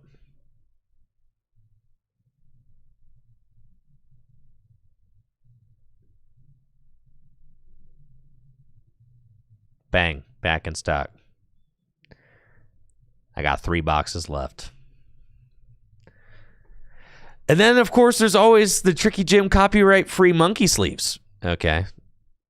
These were not very popular. I cannot imagine why. These extremely rare, nondescript generic monkey sleeves are great for protecting your Pokemon TCG deck. Yes. Crazy, bro. Crazy.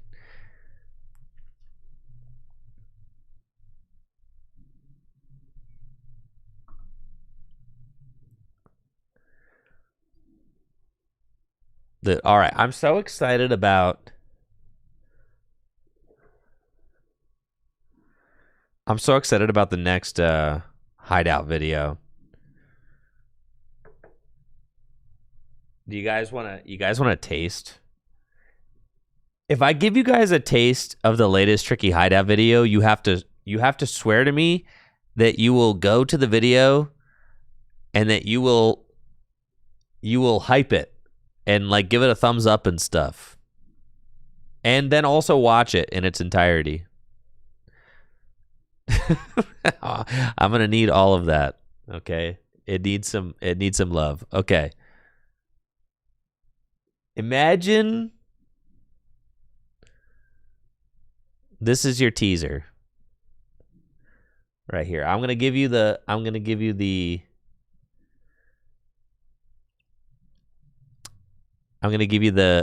like unedited intro.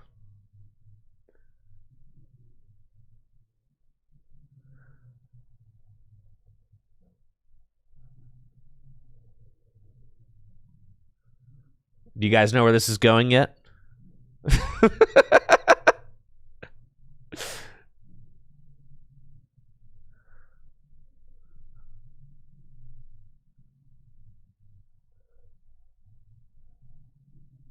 All right, let's see. The American gas station is an oasis. Anything you could possibly need en route to your destination, you can find at a gas station.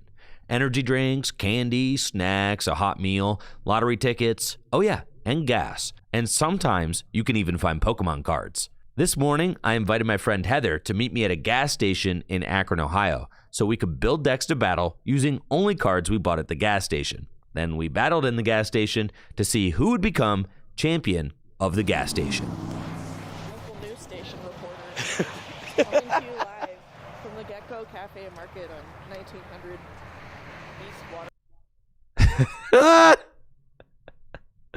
All right. Hopefully I've wet your palate. Hopefully you're ready. Hopefully your body is ready now. Hopefully your body is ready for the gas station deck battle. The video, these decks are gas. Oh my god, I didn't make that pun. Oh my god, I'm so mad. Oh my god.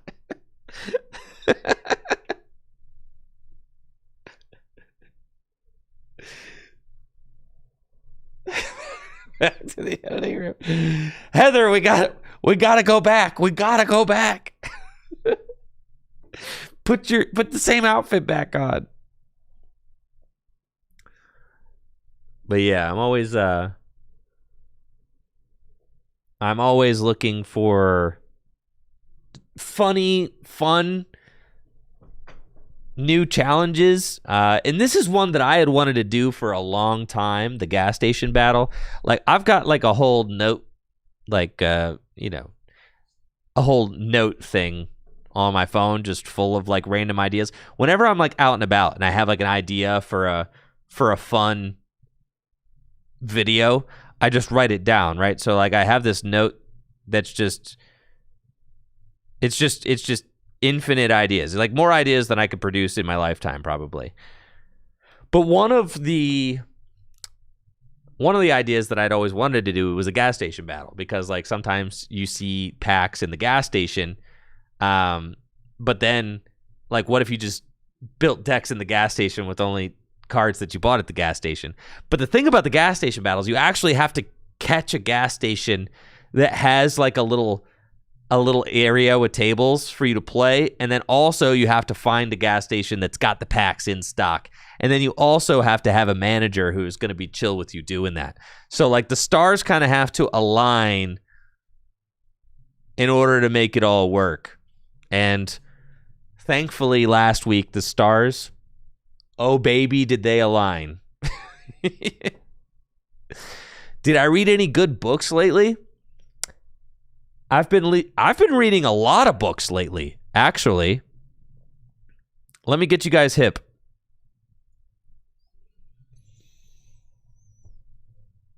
Yeah, let me get you guys hip, bro. All right. I've been reading a lot of Grumpy Monkey. It's one of my son's favorites, okay? There's like a whole Grumpy Monkey series. All right, so we've got lots of Grumpy Monkey. We've also Little Blue Truck. Yeah, Little Blue Truck, dude. Been popping off with the Little Blue Truck. Okay. Little Blue Truck was sick. It's got all these different adventures. Good Night, Little Blue Truck, probably my favorite. The Christmas one's okay, short and sweet. Little Blue Truck Leads the Way, visits a city. Little Blue Truck and Racer Red, that's also a classic. Love that one.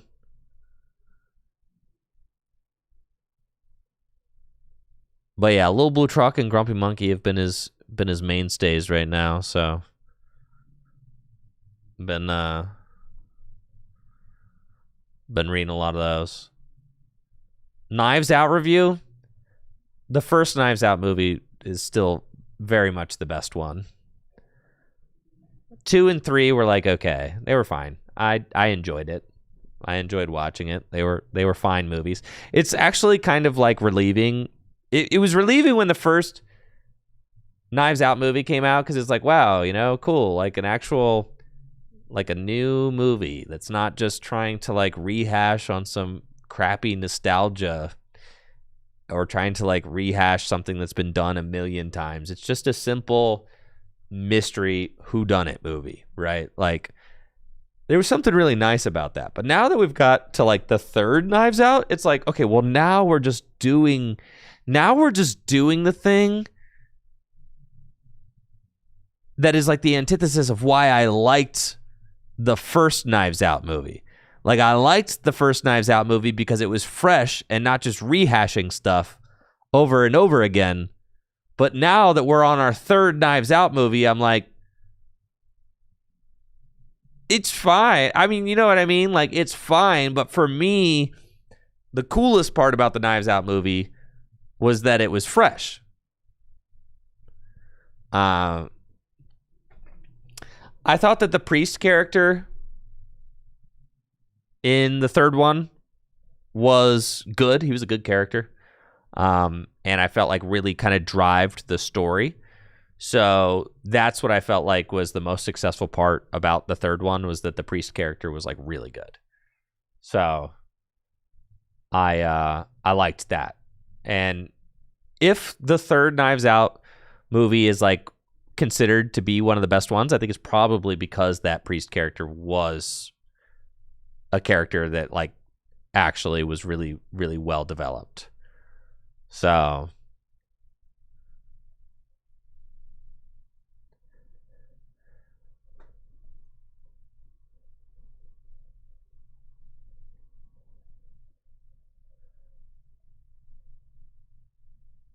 the movies are all different, but they're like different, but they're also all like now it's like you kind of like have it. It's like it's starting to feel like a series now, right? Like, how many Knives Out movies are we doing? Are we doing 8? Are we doing 7? How many are we doing? Right? How many whodunits do I need with the same, detective? It's like, it's fine, but to me the first one was just the best. Listen, it ain't no Fast and the Furious, all right? Like, listen, we need We need 10 Fast and the Furious.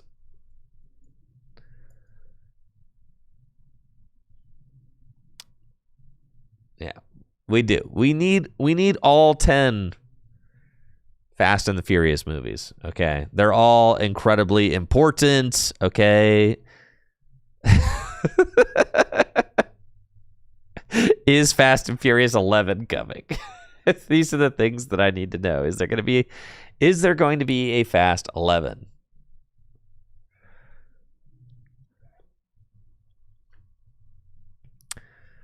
All right, what's the best Fast and the Furious movie? Man.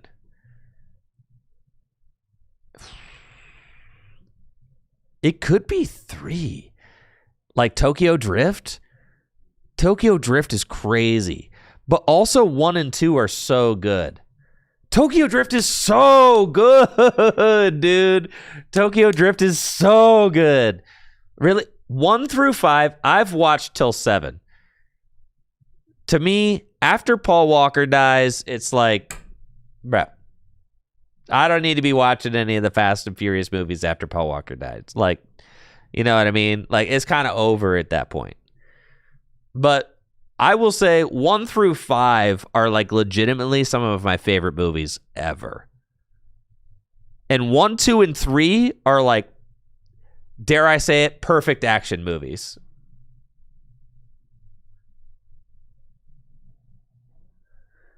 Yeah, 1 through 3 are like incredible. You just have to, you embrace the camp, right? Embrace the camp.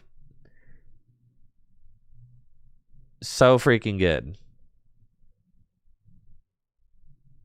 Anyways, I love that. Love that movie series.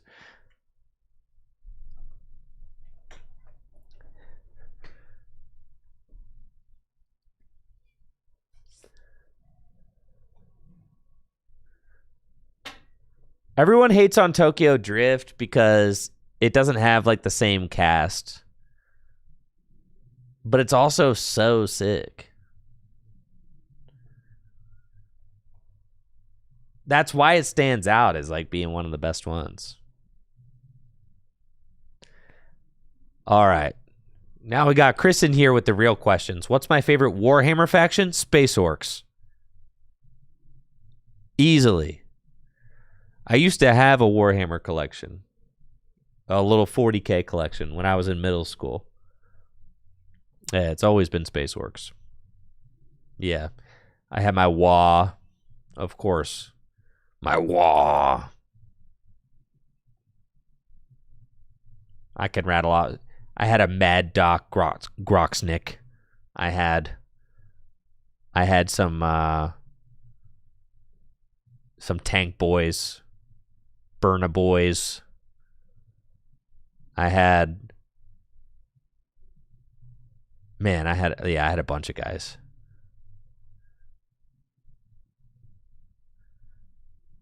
Weird Boys. I had some Killicans, dude. I had some Killicans for sure. Dude, the Killicans were so sick to paint. I had some grunts. I had some Shooter Boys. Man, it's all coming back to me, dude. That's crazy. You just unlocked something in me. But I haven't played Warhammer since, like, I don't know, 2004. So don't ask me any more questions. I don't know anything. It's been a while.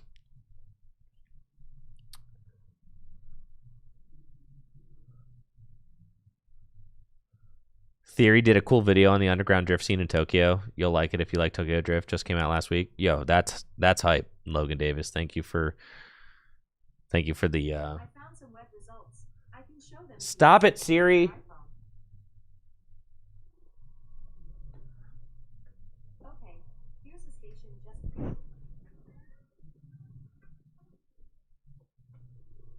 Album of the year. No good music has come out since at least, like, I don't know, maybe 2020, 2019 or so. No good music has come out post-pandemic, dude. Let's go.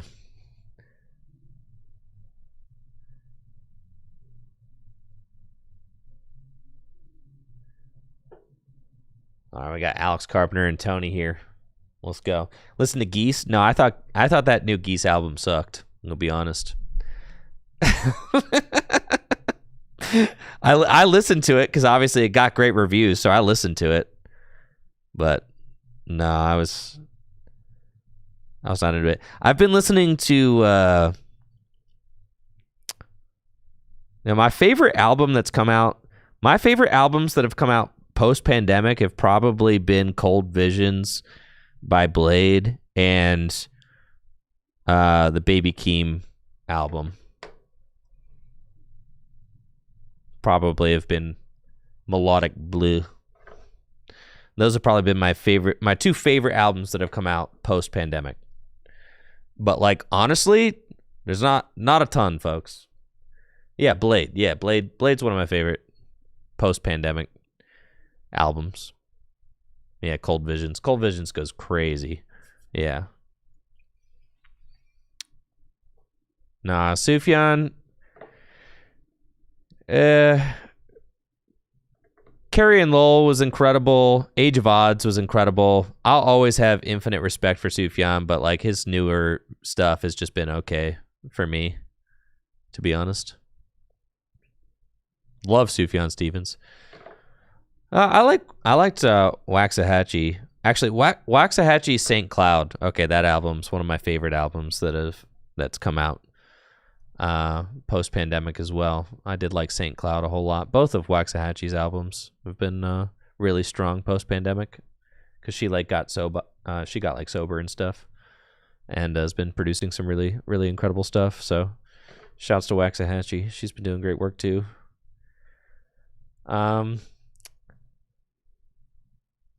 I never got into Turnstile. I just didn't think that they were that great, to be honest. Everybody was like so hype on them, and I just was like, just fine. I did like the new Wednesday album. That album came out this year. I guess that's one of my favorite albums to come out this year. Is Bleeds by Wednesday. So that would be my album of the year probably. Yeah. There you go. There's my answer. It's Bleeds by Wednesday. That's my album of the year. It's good.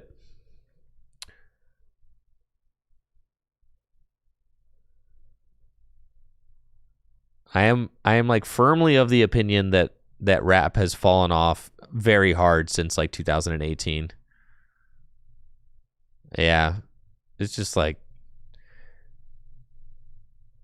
I said, in my opinion, last good rap album came out was Baby Keem's Melodic Blue, bro.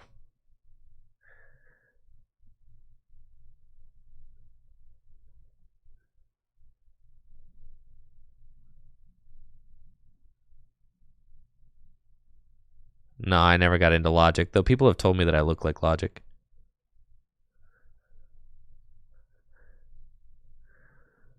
All right, I got to get this overlay done. You guys are distracting me.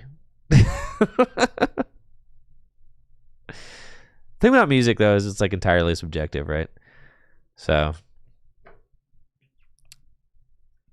you can literally say whatever you want about music, and it's just no one can tell you you're wrong because it's like, well, it's just like my opinion, man.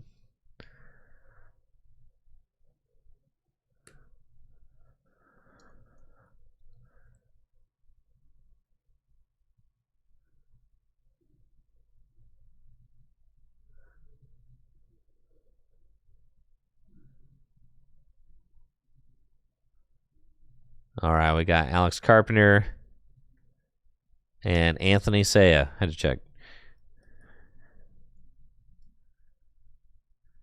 Anthony is also part of the chase pack trying to take down Alex's badge lead. Anthony's got 2 badges now, sitting at 2-0 tonight. You see these guys really got to run the gauntlet, you know, in order to win these league nights. It's really not easy. I mean, anybody who's been to our Gym Leader Challenge league nights, like, it's not easy to rack up the badge wins. It's really not.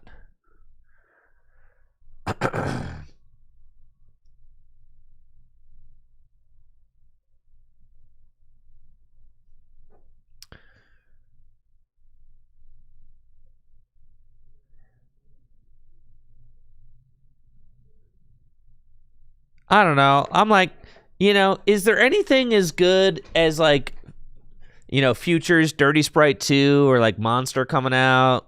Is there anything as good as like Young Thug's Jeffrey or like Young Thug's like So Much Fun coming out? Like, no, there's not. There's just not, It's just not that good.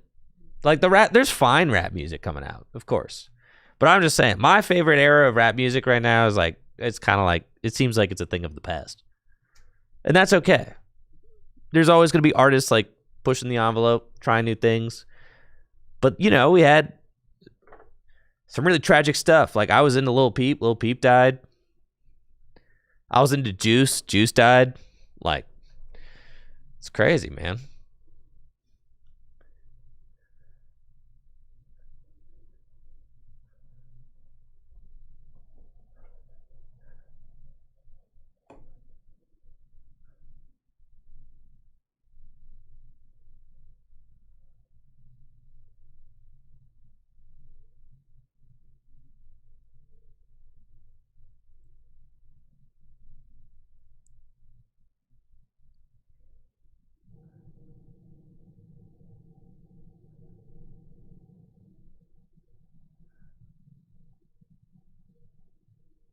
All right.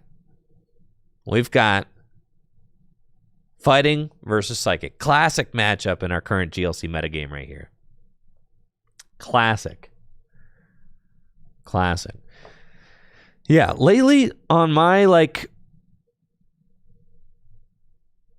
music that I've been listening to lately, I've been listening to, the Smashing Pumpkins just released the 30th anniversary of Melancholy and the Infinite Sadness. I've been listening to that album a lot. It's just really, really good.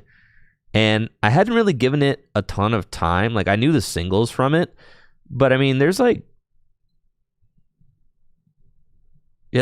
over 20 songs on that album, So I'm just saying, like, and Smashing Pumpkins are kind of goated. I used to listen to Siamese Dream, like, constantly when I was in middle school and high school, but I really only ever had the attention span to listen to the singles from Melancholy. But now in my adulthood, I've been giving Melancholy just like the time it deserves, and it's just an all-time album for me. It was just incredible. So I've been kind of jamming that lately, I would say. It's been like my go-to in the car, putting on Melancholy.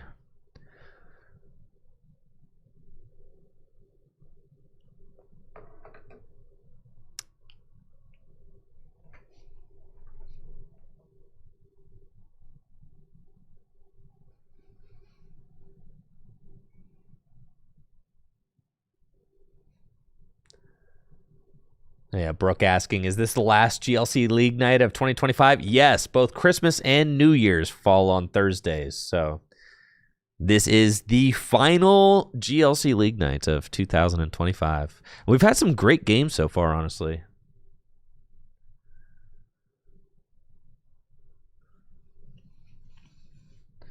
All right, I'm going to lock in, folks. We've got a really, really high-profile match here. I'm going to lock in. I could yap about music a lot, so I'm going to try to not do that.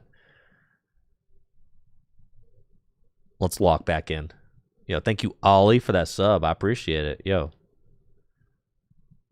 Thanks.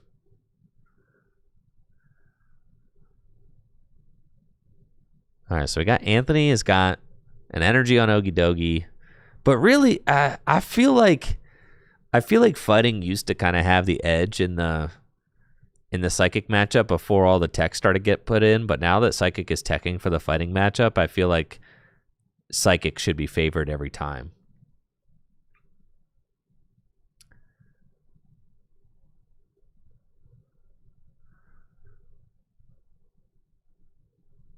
Let me see. Alex has got the Mr. Mime on his bench with a bench barrier ability, which is going to prevent the Ting Lu shenanigans. The Ting Lu shenanigans, those are the shenanigans, right? You got the ground crasher attack. Discard a stadium, does 30 damage to everything. Yo, Ollie with the gifted sub as well. Yo, appreciate you, Ollie. Thanks.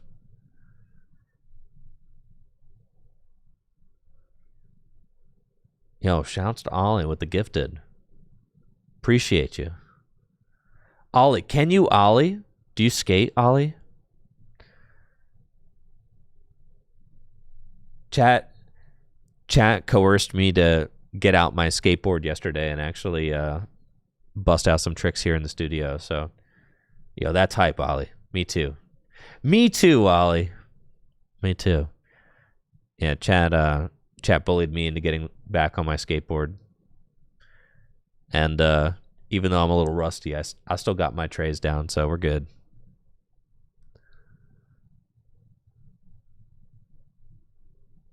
I'm definitely old man rusty, though. Listen, it's winter out here now in Northeast Ohio, okay?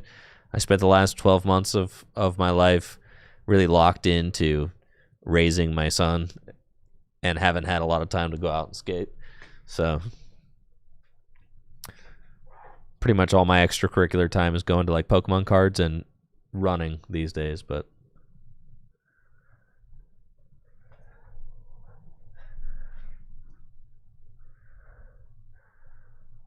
God, I need to get back out there, though. You're a vert skater from Scotland? No way. That's so cool. That's sick.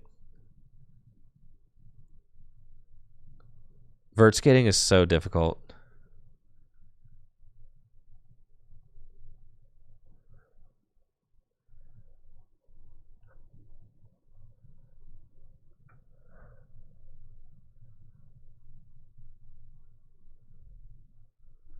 All right, so Alex going to take the first prize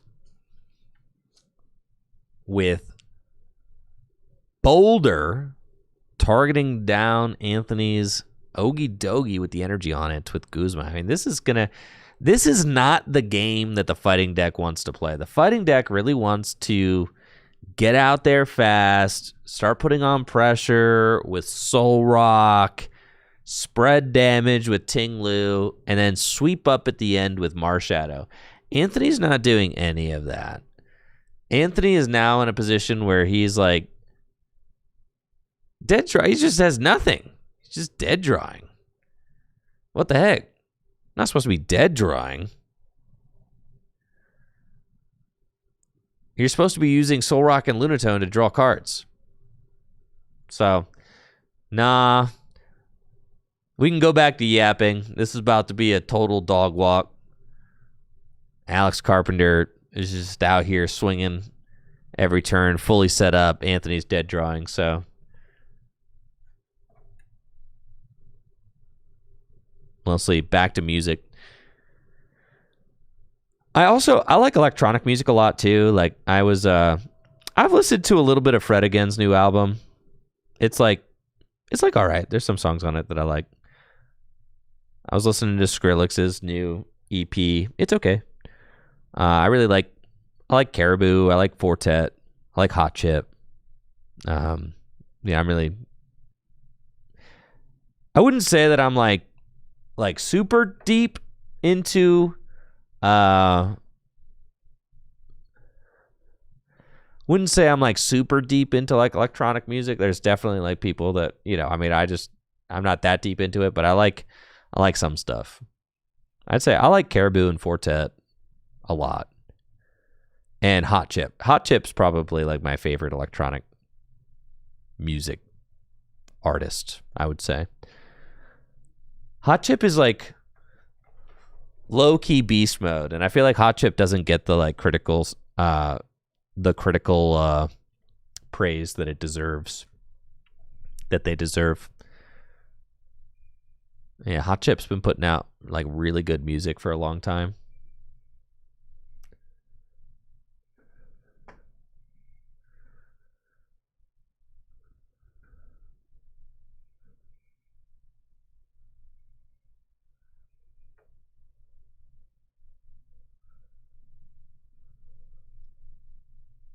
It's like, I've been listening to Hot Chip since I was like in high school. Which is crazy to think about. There's not many artists that I can look at and be like, yeah, they were producing music in high school, and they're like when I was in high school, and they're still producing music now, and I would still listen to their music like now. Modest Mouse, one of my favorite bands, but like I have to admit that like Modest Mouse's latest albums have not been as strong as their earlier ones. Where like Hot Chip, I feel like every time Hot Chip releases new music, I'm like, it's still really good.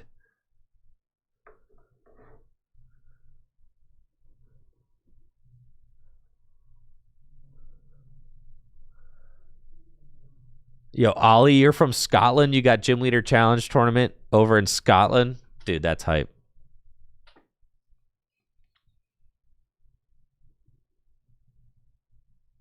That is awesome. Yeah, it always blows my mind that Gym Leader Challenge is a format that is appreciated all over the world. I mean, it's incredible. I really want to focus on creating some more Gym Leader Challenge content in the months ahead. I think the big thing that I want to do is I want to do like a GLC primer, like an update, like, you know, what does Gym Leader Challenge look like in 2026? I feel like a real metagame is kind of starting to develop, and top archetypes are starting to develop. And some people might not like that. Some people I know don't like it when the casual format becomes competitive, but you know, you get that with Gym Leader Challenge, you get that with Commander and all that. But I've always kind of been a competitive minded Pokemon TCG player, so that's just always where my head is at, is like, how do you win? That's just what I want. When I'm playing a game, I'm not trying to be goofy necessarily. I want to win. Now, I don't mind winning with goofy strategies, that's fine, but I'm always, at the end of the day, I'm always trying to win.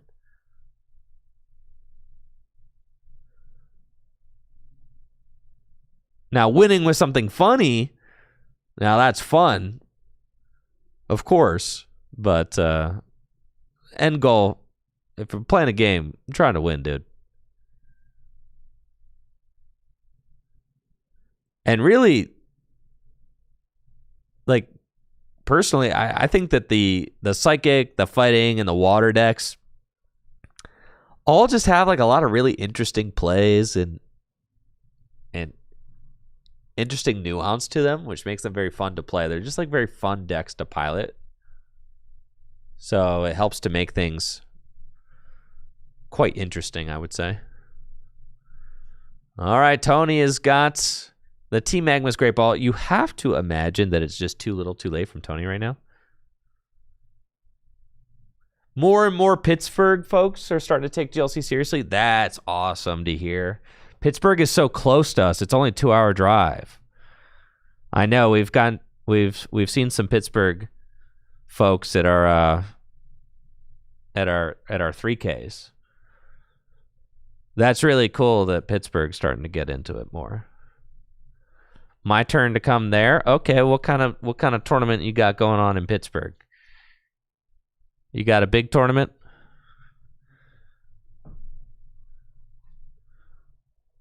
I don't know that I can justify 2 hours for a league night. I need something big.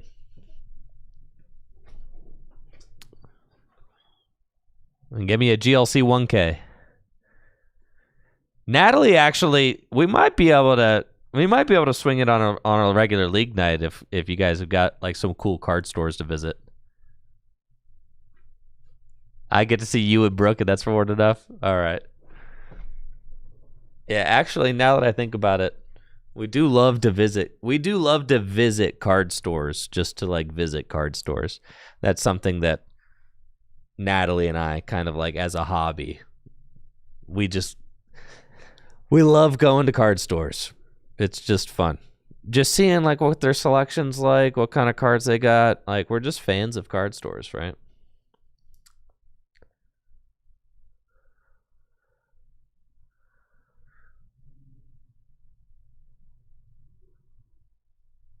There's nothing like just like going into a card shop and just seeing what kind of stuff they got.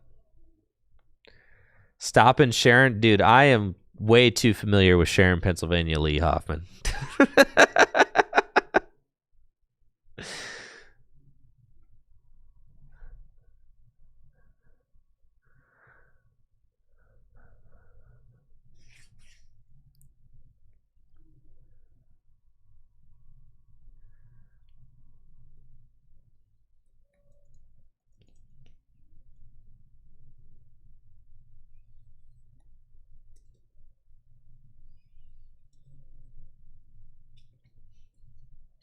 I've won a city championship in Pennsylvania. I forget which one it was.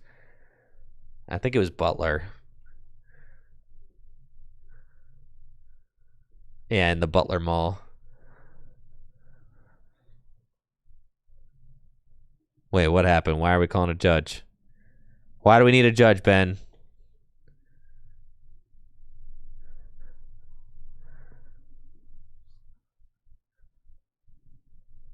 Wait, why is Ting Lu spreading damage if there's like a... Was there a Silent Lab in play? Oh, a Hex Maniac. Okay, I see. Yeah, we're chilling. They fixed it? All right, great. Listen.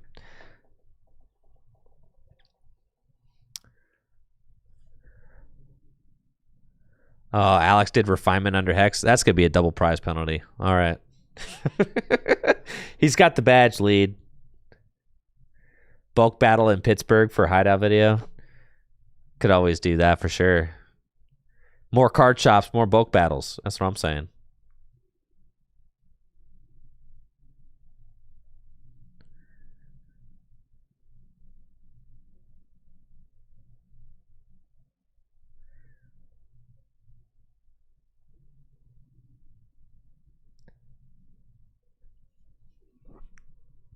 I know. Imagine if that Mr. Mime was Cresselia. I'm telling you, the Cresselia is way better than Bench Barrier. It's not close. The bench barrier can be overcome. The Cresselia, much less so. Because the Cresselia would just heal 20 from all these goons and just knock out like a Lunatone or Soul Rock or something.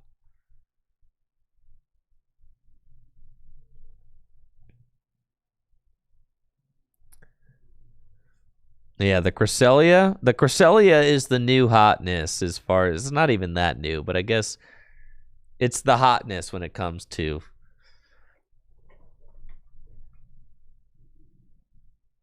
being an answer to Ting Lu.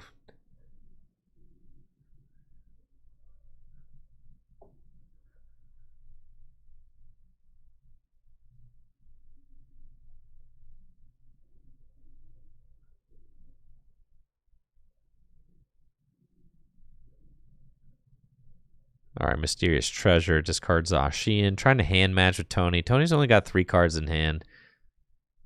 I cannot express enough how absolutely booty Tony has been drawing this entire game, which is crazy, considering the fighting deck is supposed to just be super consistent. That's what it's supposed to just work, right? That's what the fighting deck is supposed to be bringing to the table, is that it's got the smoothest draw engine in the game. It's got the most low to the ground attackers in the game. Like, how do you draw dead? Oh, we got Training Court now. Okay, so we're going to see a Lunar Cycle. Yep. Draw 3, but what does Anthony find here? Strong Energy, Hisuian Heavy Ball. I mean, Strong Energy. That Lucario could certainly take a knockout. Magcargo actually has the smoothest draw engine. Let's freaking go. That's so true.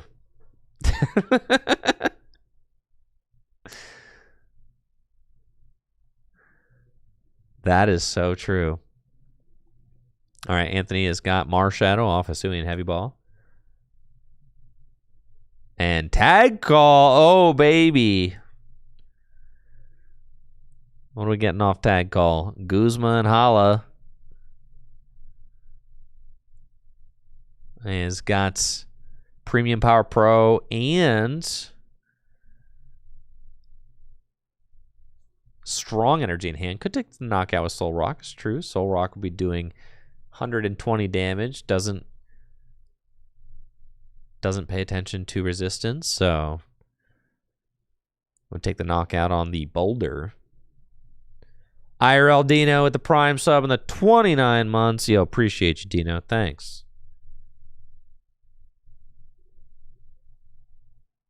Thank you guys so much for the support over on Twitch. And just going to go basic fighting, take this knockout with Lucario, save the Soul Rock Lunatone.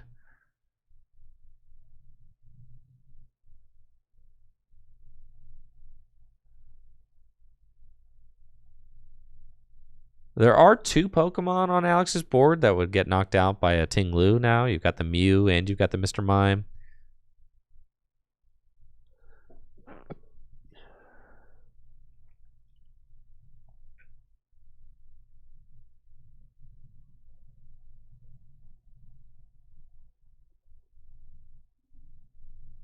And Alex weighing. It's cool to see this Gardevoir really popping up in decks now because of the 3K winning deck. This Gardevoir was played in standard formats. And when you watch this deck perform, and it really just makes a lot of sense because you're using Xatu to draw from the deck, you're using Curly to draw from the deck, and Gardevoir continuing to draw from the deck just makes it so that you can amass these huge hand sizes, which allow you to pull off the tricky combos that you're trying to pull. Much easier. Now, it looks like Alex is not playing Monkey Dory in his list, so the Monkey Dory is, and probably also is not playing the Baby Blacephalon. I don't think that I've seen the Blacephalon. I don't think that I've seen the Monkey Dory. The Blacephalon and Monkey Dory, in my opinion, were some of the strongest parts about the 3K winning list. Being able to spread 15 damage counters on that 3-price turn, just absolutely nuts.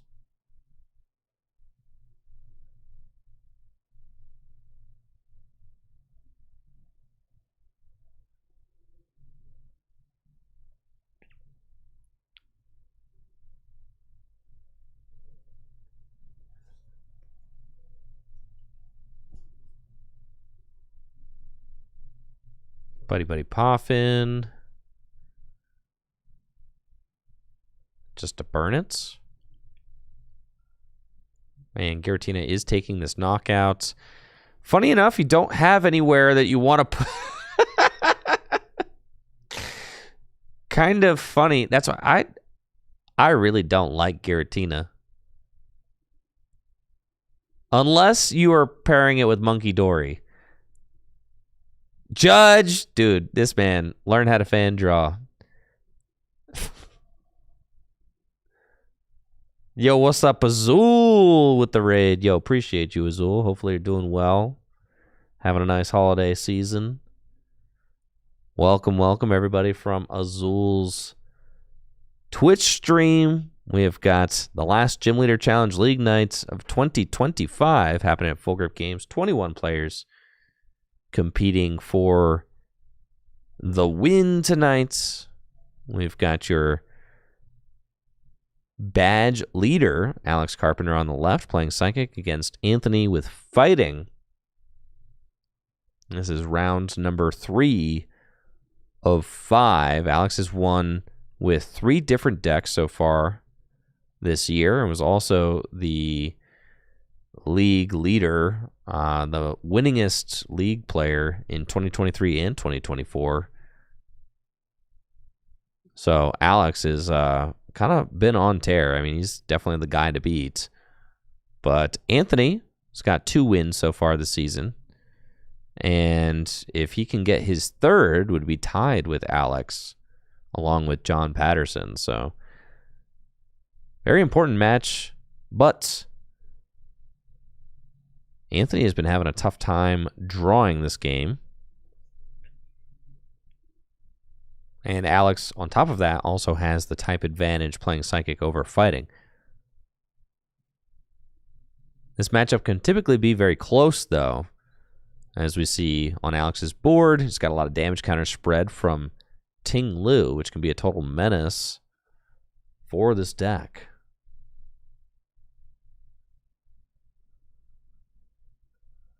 And Giratina going to take this knockout, but the thing is just nowhere good to put these 4 damage counters, right? It's like you're really opening yourself up to some nasty spread shenanigans. I mean, also, if Anthony just had like a Marshadow, or if he had a way to access this Marshadow with like, I got the wrong scan on the screen. If he had a way to access the attack with his Marshadow, then he could start making himself invincible, which would be really tough. I mean, there is Karate Belt, right? So like Karate Belt, I don't think this list plays Karate Belt. It looks like Raihan is prized. But like Karate Belt, if you played Karate Belt could make it happen.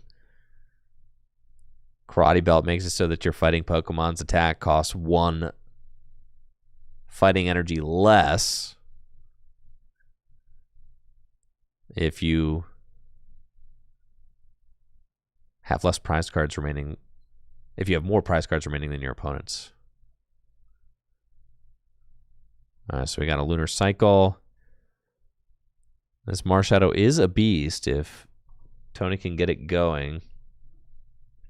At this point, Alex's board is very heavily damaged. And Marshadow's got the shadowy sidekick attack. Does 60 damage. And if it takes a knockout, Marshadow becomes invincible.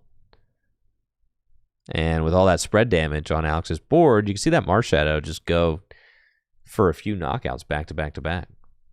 Yo, what's up, Video Game House with the raid? Appreciate you, Video Game House. Hopefully you're having a great night.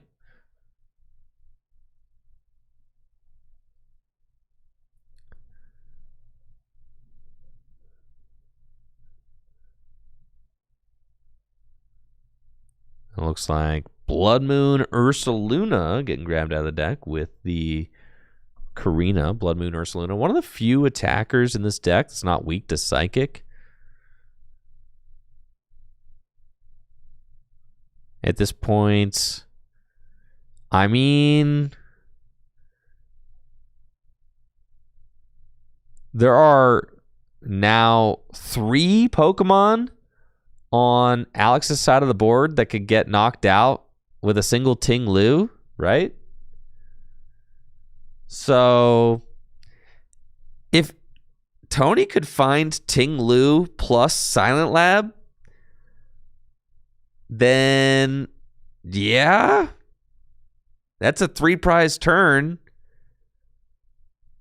At this point, if you're Alex Carpenter, you really want to Parallel City one of your own guys out. But I don't even know if Alex is playing Parallel City in this Psychic deck. I haven't seen it. I mean, Parallel City is one of my favorite stadiums that has ever been printed. I think it's one of the strongest stadiums of all time.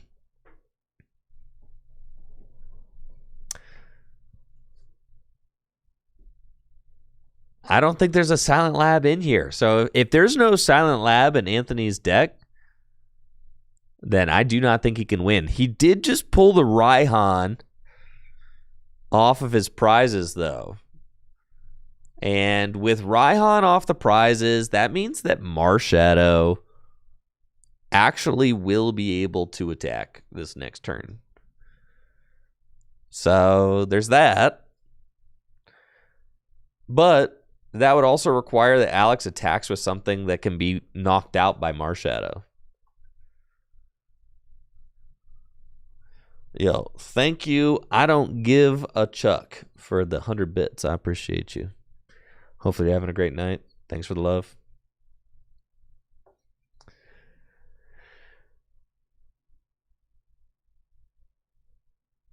Now, Alex only has 2 prizes remaining. Has to contend with this Blood Moon. Does have Gardevoir out. This is the Shining Arcana Gardevoir.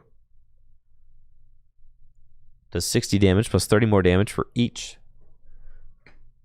psychic energy attached to it. With Raihan, Alex will be able to cook up whatever play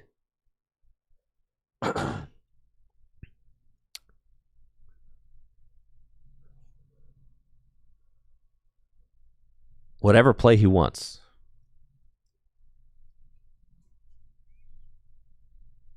Oh, looks like Alex is eyeing up maybe Reset Stamp.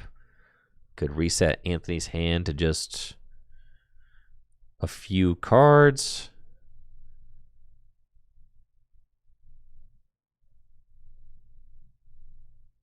It looks like Reset Stamp is the card he's going to take, which is tough for Anthony. I think getting set to a hand of 4 because he had finally found that Raihan.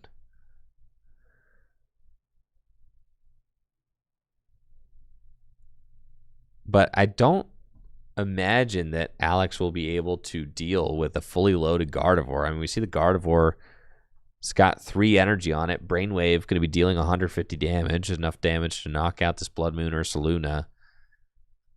Alex also has Scoop Up Net in hand, so he could just clear one of these Pokemon on his board if he wanted to.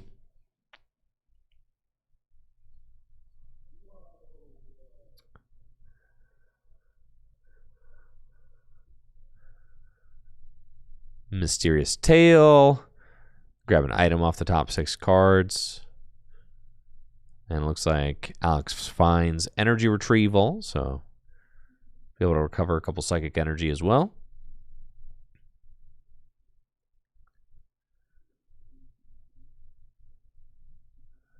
And I think I like Scoop Up Net here. Just kind of make your board a little bit more safe. You can even just Scoop Up Net the Mew and set it back down so that it's not giving up a free prize to Tinglu.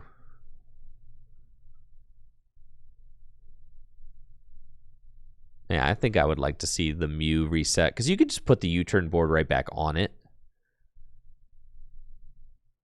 Doesn't really seem like there's any downside to that.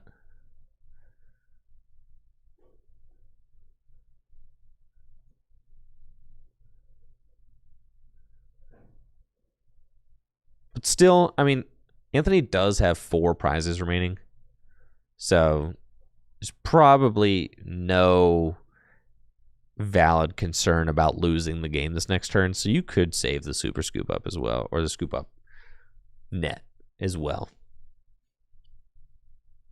I will say Alex is definitely taking a very long time with this turn, so does need to like pick up the pace, because I would say he's really overextending every action to... I understand he wants to win, but you do have to make your plays in a reasonable amount of time. Now, Anthony does find the karate, or not the karate belts, the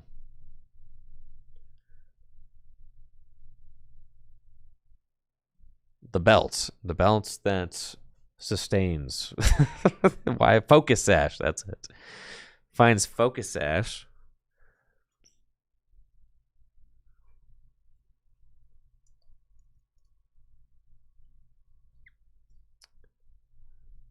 Which could prevent a one-hit KO from Alex if he doesn't have a way around it.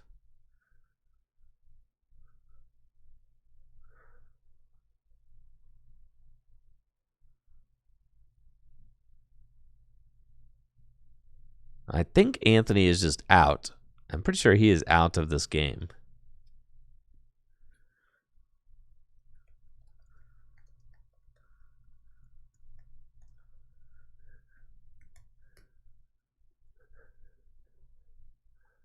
So we got Verse Seeker for Clara. Clara going to bring that Blood Moon Ursaluna back. And could just be a Blood Moon Ursaluna taking this knockout with the Focus Sash. But I think Anthony maybe doesn't have everything he needs. Maybe digging for an additional piece. Do you have the 2 basic fighting energy with the 3rd energy to attack? I think maybe, was that 3rd energy the rainbow? I mean, it can't be a rainbow because you'll break your own sash. So it's kind of horrible. Yeah, I think like Anthony was kind of going for, would have to find basically another basic fighting energy, and like would have had to find 2 basic fighting energy off of that lunar cycle. Which is pretty much impossible. So I'm pretty sure Anthony just loses at this point.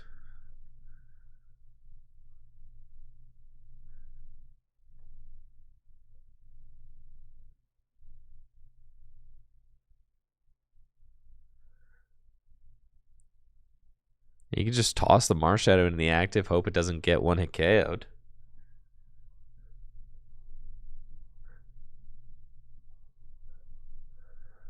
And this is why I do not like Rainbow Energy in the same deck that Focus Sash is in. And it is a Rainbow Energy. I really don't like that because the Rainbow Energy breaks the Sash. And, I mean, that could easily come up right here. Now, if Alex has a way to push this Marshadow out of the game will be just over. If he can push this Marshadow out of the active, Guzma would do it. Versus Seeker would do it. And there's Guzma, so that has to be game. Yeah, GG's. Slow rolled.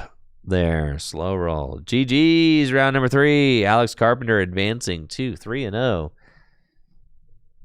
Here at Full Grip Games Gym Leader Challenge League Nights.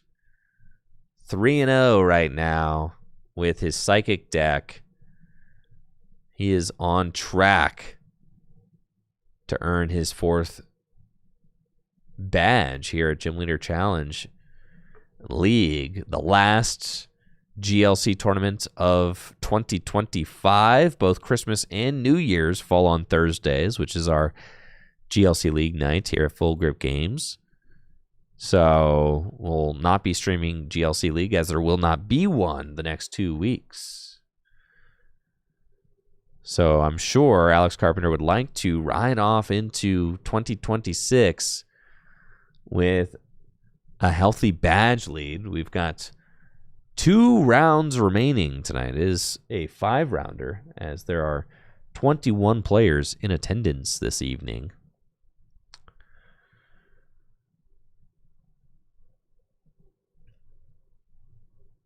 Let's see if I pull up the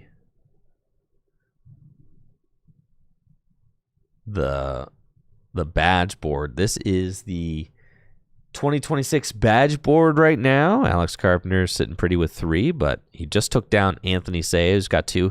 And Alex Carpenter also beat John Patterson earlier in the night, who also has 3. So Alex has been running the gauntlet tonight with the Psychic deck against the players that he needs to beat in order to maintain the lead, and has been able to do just that.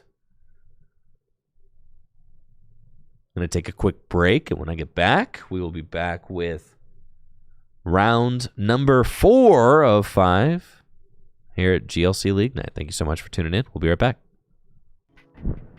This tournament is sponsored by Dragon Shield. Dragon Shield makes the highest quality sleeves and accessories for your favorite tabletop games, like the Pokemon TCG. Dragon Shield sleeves are super durable, making them perfect for tournament play and collecting. They also come in a huge variety of colors, so there's always a great choice to match your deck. You can even turn your favorite photograph or design into a custom box of Dragon Shield sleeves using the Sleeve Crafter on DragonShield.com. Head over to DragonShield.com and place an order for your favorite sleeves today. Use code TrickyJim at checkout for 5% off your order. Again, that's DragonShield.com for the highest quality sleeves and accessories for your favorite tabletop games. Huge thank you to Dragon Shield for being a continued sponsor of the channel.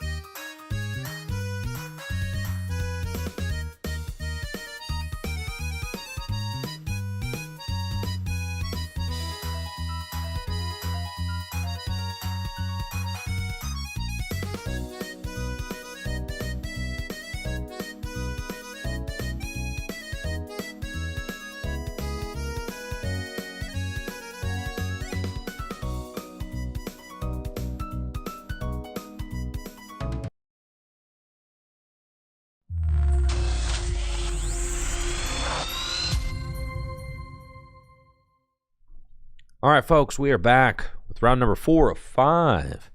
And we are going to be graced with Tony's presence on the table again. A chance to redeem his round number 4 loss. He is going to be playing against JD on the left with grass. I know he likes to play his fastest grass in the West. JD has had some success with his grass build in the past. And his favorite way to play it, from what I remember, is with Cherim and Eldegoss. Does not play Rillaboom, usually, but will use Cherim and its Spring Bloom ability to accelerate grass energy from his hand into play. Eldegoss can search those energy out of the deck, put them into hand, and that is the engine. So that's what we're going to be probably seeing from JD. And JD will be playing against Tony with his fighting deck. And tough one for Tony, as this is also a deck that could have Bench Barrier in it. Yeah, I forgot JD also plays Gardenia's Vigor. That's a cool card, which you don't often get to see. Gardenia's Vigor can allow you to accelerate up to 2 grass energy from your hand to your Pokemon. You get to draw 2 cards first. And I don't know if JD's playing Megadium. I haven't seen his most recent build of the deck, so we'll kind of have to see with that.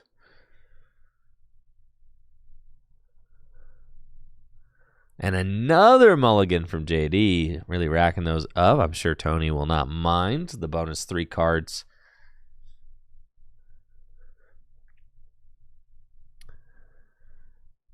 To his hand.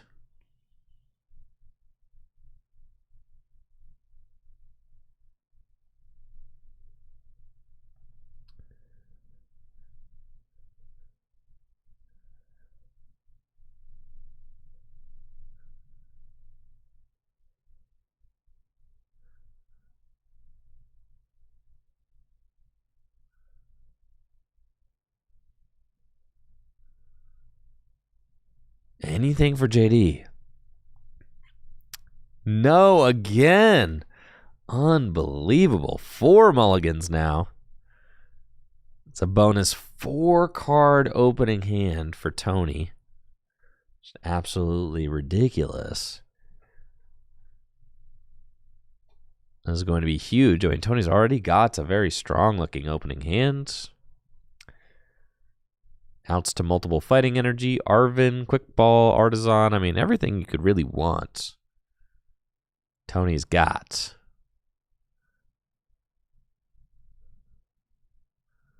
All right, does have 2 basics now. JD will be able to get started. And we are off. Round number 4 getting underway. JD going to be going first. That is obviously very intimidating playing against the fighting deck. And we see that Tony has got a bonus 4 cards in his hand because of those mulligans. So this could get sketchy very quickly. Oh, and Hisuian Heavy Ball, just in case Tony prized anything. Just going to start off with that Hisuian Heavy Ball right away. And no, Tony did not prize any key pieces. No Soul Rock prize, no Lunatone prize. So we'll be able to get a turn 1 knockout with Soul Rock, and that's just why this deck is so stinking good. It's because Soul Rock and Lunatone are 2 of the strongest cards in Gym Leader Challenge format. Period. They just are. And we see Tony gonna waste no time. He's got Arven for Battle VIP Pass. Was already able to do a prize check thanks to Hisuian Heavy Ball. Can just go get the rocks out immediately. I think Tony also has U-turn board in hand already. I mean, and this is exactly why the rocks are good in standard format too, right? Because you like go first, can't play a supporter. And then you've got a Soul Rock coming at you. turn one. It's just a lot of pressure. Team Magma's Great Ball can go get basic fighting energy out of the deck. And now Anthony can use the Lunar Cycle. Draw 3 cards.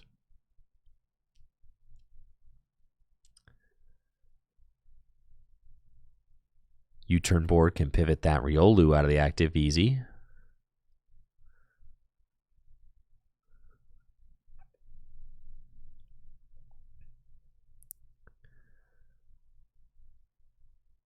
And here we have the turn 1 knockout.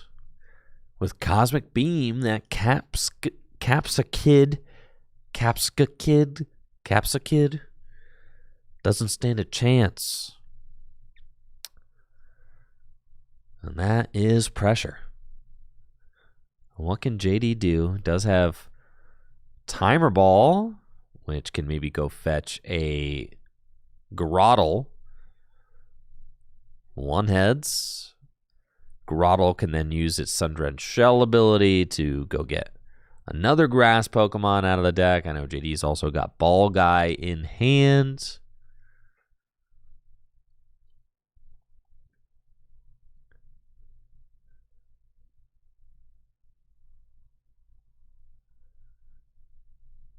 So there's Grottle.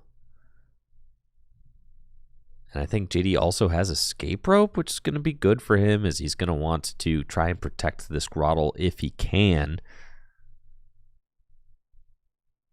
Off the Ball Guy has got Nest Ball, Net Ball, and can get one more ball.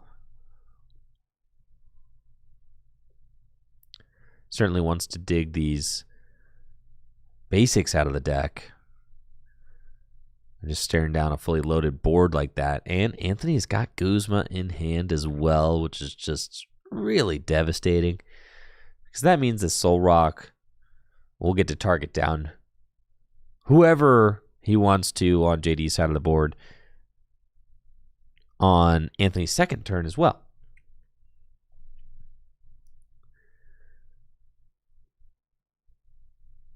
So we'll get to go turn 1, knock out the active with Solrock. Turn 2, Guzma knockout with Solrock.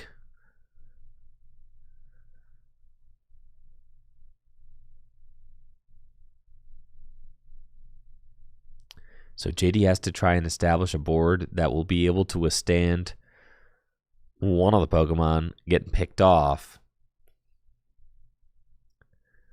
Looks like JD is playing the Beautifly. I think I see Beautifly potentially. Ooh, does have Escape Rope. This is a cool line. It does have Escape Rope and Gossifleur, and Gossifleur has got the Call for Family Attack, which goes and gets 3 basic Pokemon out of the deck and puts them onto your bench. So that's actually a really strong play from JD. I forgot about this Gossifleur. Can allow JD to just go get Cherubi, maybe a Roselia. Whoa. You can't get... Oh, using Grottle to go get... Okay, got it. Grottle will go get Cherim, and then Wurmple, Cherubi, and Zarude. And that does make JD's board a little bit more stable.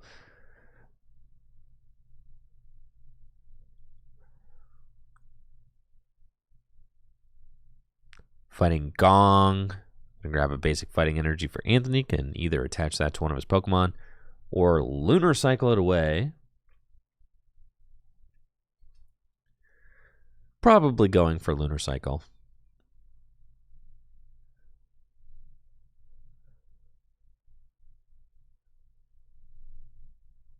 And then that Guzma is just going to be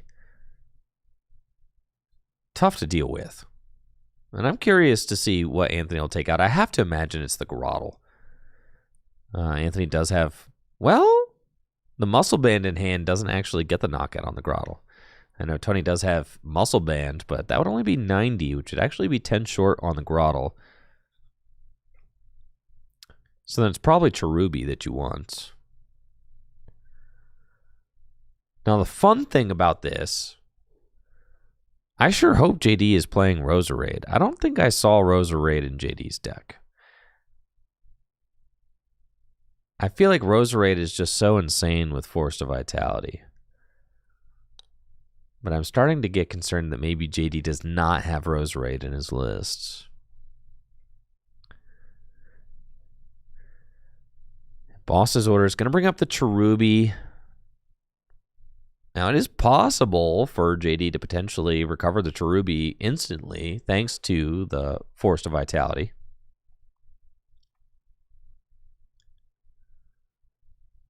But still would require that he draws into it. There's another knockout with Soul Rock. Anthony now with a 2-prize lead. Got Eldegoss. Eldegoss plus Muscle Band like almost takes a knockout. Eldegoss has got the Cotton Guard attack. I think does 30. Muscle Band would take it to 50.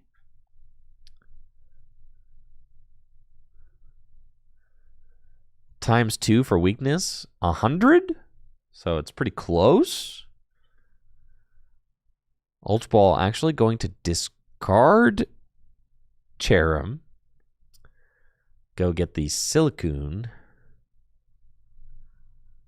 out of JD's deck.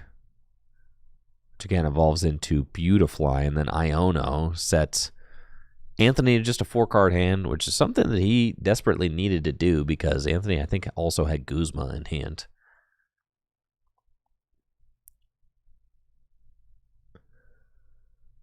Iono and then Cotton Guard. Go get 2 more energy out of the deck. Not Cotton Guard, Cotton Lift. Can go get 2 more energy out of the deck. And then Grottle. Going to use Sundrenched Shell. Go get Torterra. And Torterra, kind of your big bad of this deck. Now, Anthony did not attach an energy to the Ogie Dogie. I think I would have preferred to see Anthony actually commit that energy to the Ogie Dogie last turn, because then you actually have an attacker on board that can potentially contend with Torterra. And it does look like there's pretty nasty prizes. Okay, there is a Roserade in JD's deck. It's just prized. And you kind of have to play Roserade. It's just such a good ability. So happy to see JD's playing that. Unfortunate that JD's Beautifly is prized for sure. And then I think Cotton Guard. Is Cotton Guard going to be the attack of choice? You need to attach an energy, JD. Do not attack yet. Attach, bro. Okay, thank you. Yeah, for 60. And I think that Cotton Guard makes it so that you take maybe 30 less damage.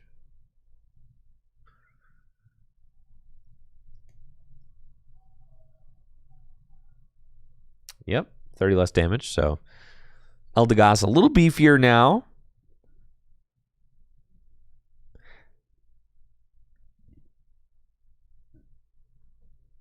The Soul Rock does ignore weakness and resistance, but is not a shred attack, so it doesn't go through the effect of Cotton Guard. Anthony going to go fetch Ting Lu off of Nest Ball, which could be threatening a Ground Crasher attack, which would do 30 damage to all of JD's Pokemon. Anthony does have the Stadium with Training Court, so could retreat and attack with Ting Lu. Does find Guzma off of the Lunar Cycle, but I don't think actually has a Pokemon that can take a knockout on... Like, I actually think he's short of taking the knockout on all these bench Pokemon, because I think Silicoon is like probably 80 hit points.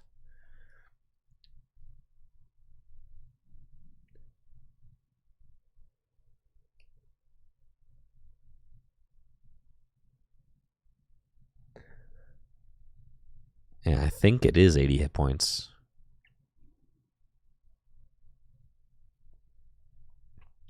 Rainbow Energy on the Ogie Dogie now.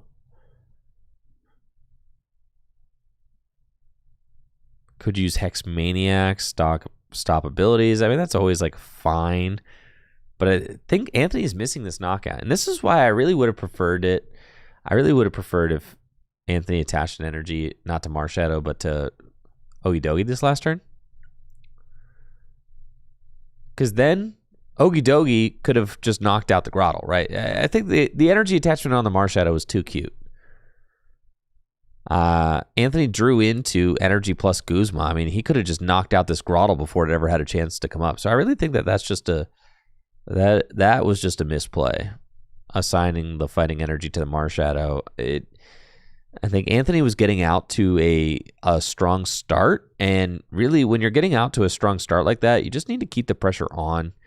You don't need to worry about cheesing bonus prizes with Marshadow, as tempting as it is.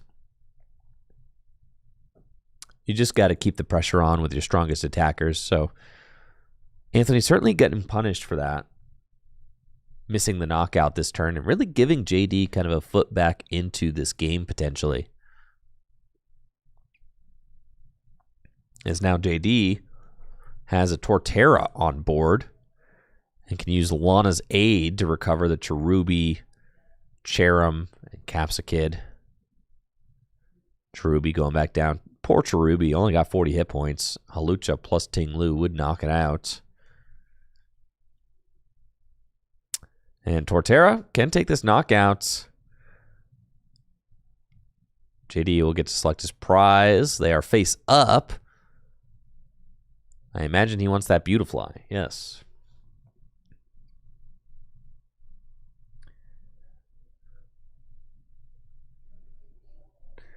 Marvel Gamer says, Andrew, if I want to start a GLC league, what do you recommend to get people into the game and get league going? It's really just got to start with you kind of building decks and getting a local group of players who like to play the format, right? So you got to get your friends into it. That's kind of the start, right? Just you and your friends got to actually enjoy playing the format and like playing the format. And then once you got a core group of like a handful of people that are actually into playing it, a lot of times that can just start by you having a handful of decks built and then just lending them out to your friends to play. Sometimes you can just loan your friends a deck at Standard League when you're done with a match or whatever and just, play a game of GLC. Then once you have like a group of dedicated locals who actually all have decks built and are kind of into it, then you can approach your local league and be like, hey, we'll all show up to like a GLC league night if you guys want to start running it. And then that's kind of the best way to get one started. I know, it's funny that it is. I mean, like I created GLC, but I was nervous. When we first started running Gym Leader Challenge League here in Akron, Ohio, I was nervous that people wouldn't show up. I didn't know if we would have a local player base that would be into it. And now, I mean, there are many weeks where Gym Leader Challenge has a higher attendance than our standard. Both leagues, I'd say, are very healthy right now, and there are some overlap players who play both. But, on good turnout days, Standard League can have like over 30 players sometimes. GLC League will sometimes get over 20 players. On the low end, you're talking like a dozen players for both.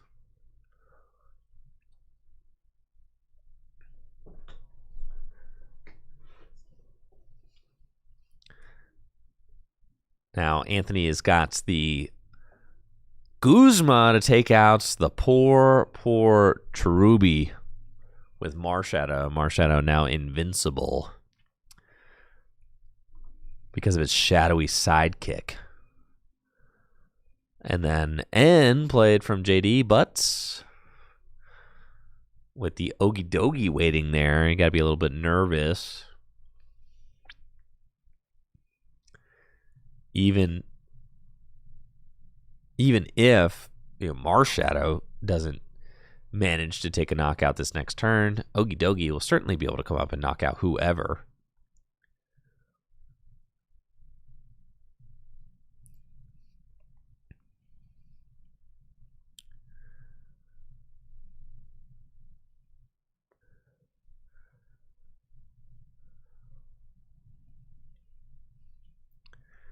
U-turn board on Beautifly, and you can just see, like, yeah, JD really wants to have that Chairman play. Not being able to just rain down these energy is a huge pain. Finds Avery. Avery's a good card for next turn, but has already played his supporter for turn. Right now, you're really just hoping that Anthony's not able to find Versus Seeker for Gust again. Anthony's already used Boss's Orders and Guzma. Versus Seeker could allow that to happen again.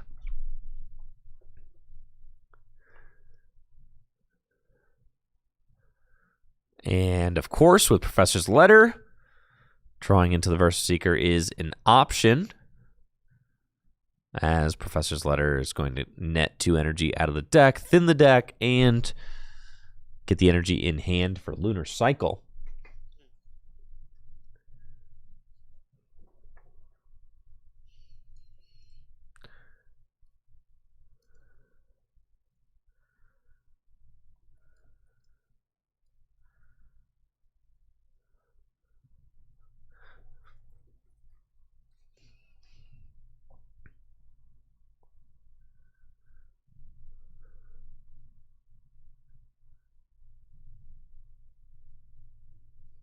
Second Fighting Energy now onto Ogie Dogie. And there's the Verse Seeker. Ugh. Just absolutely gnarly. That's the one thing that JD certainly needed to not occur in order to have a chance. Marshadow going invincible again. The shadowy sidekick attack.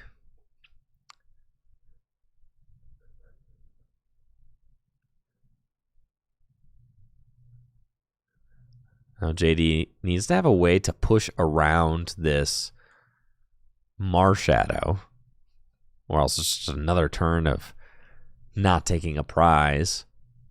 And we can see because of the aggressive gusting from this fighting deck, which is really the fighting deck's MO. This is what the fighting deck is trying to do. Trying to take cheap, early, efficient knockouts with Soul Rock, Ogie Dogie, Marshadow. Targeted knockouts.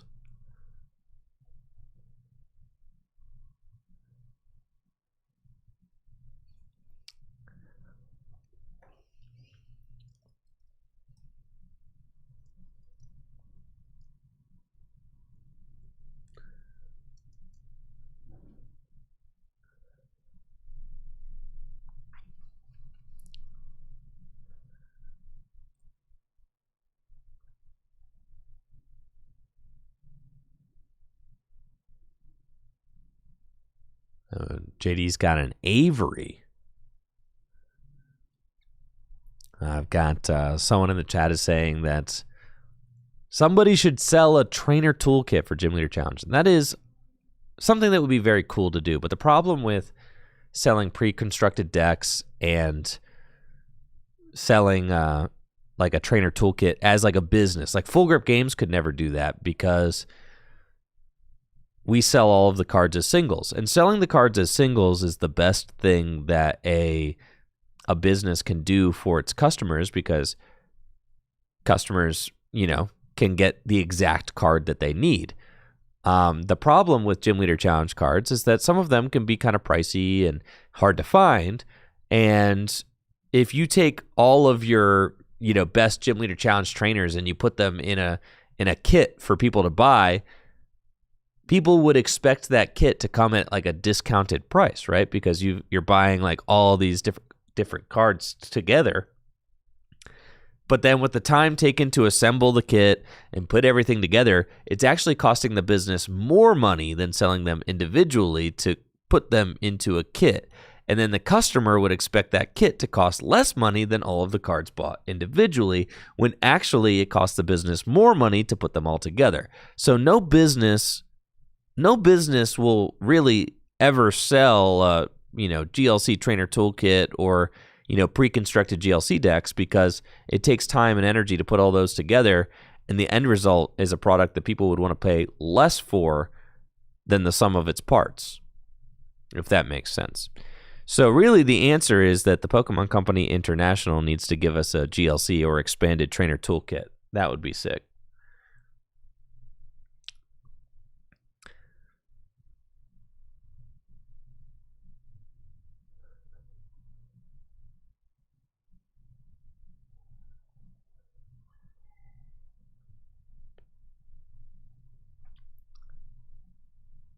Now, some people would maybe be okay with paying a premium price in order for the deck to be pre-assembled for you, but most people are not accustomed to that kind of thing, right? Because if you're buying a pre-con deck, it's usually cheaper, especially if you're buying one being printed by the company itself. So the hope is that one day the Pokemon Company International will create like an expanded trainer toolkit product. That is my hope and wish, because then that truly makes the cards more accessible to more people and easier to get your hands on.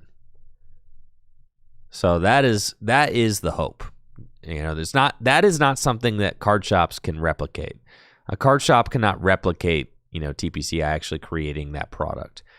But the thing is that TPCI's printers have kind of been at max capacity printing just standard cards because of the virality of the Pokemon trading card game right now and how popular its cards are for people to purchase. So it's not like they have any room in their printing presses for an expanded trainer toolkit. So they probably will never do that.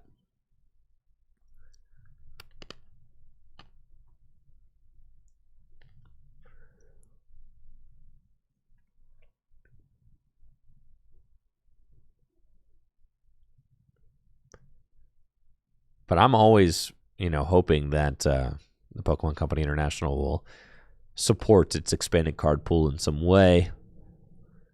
I think that would be very fun as a Pokemon fan. But the way that these formats, Expanded and Gym Leader Challenge, exist right now, they are fan-run and fan-made formats for the most part. Pokemon Company International doesn't support Expanded. Really, I mean, there are Gym Leader Challenge leagues all over the world, so it would be cool for the Pokemon Company to actually support those leagues in some way. But as it is right now, it is just kind of a grassroots thing. But, of course, I am always going to hope that the Pokemon Company International eventually decides to support those Gym Leader Challenge leagues with some product that would help those leagues to flourish. Of course. But, that'll happen when it happens. If it ever happens.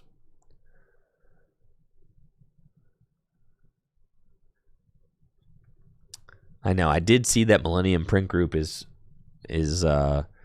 getting more manufacturing space, which is the company that the Pokemon Company International absorbed and purchased, that prints the Pokemon cards. All right, Torterra taking a knockout here. Might be too little too late for JD, as there is a Ogie Dogie powered up, which can lay waste to this Torterra now with its good punch attack.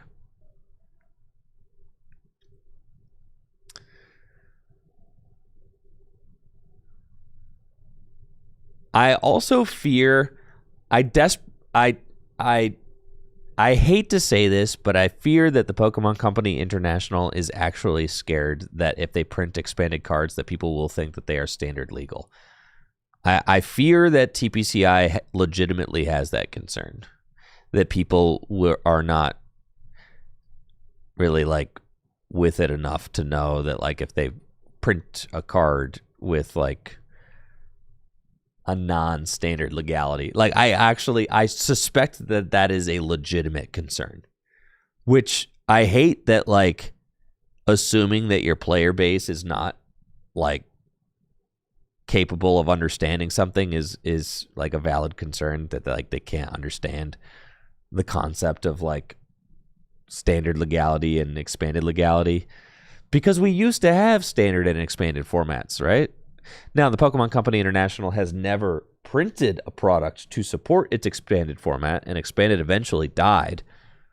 I mean, at the tail end of expanded, it was crazy. At the tail end of expanded, every single person at the expanded regional either had to have an A-spec or would be going to the vendors before the regional to buy a $50 A-spec. That's just what it was. Every single, like, you're rolling up to the regional, you're like, yeah, I need to buy a $50 computer search. It's probably going to be barely playable in a sleeve.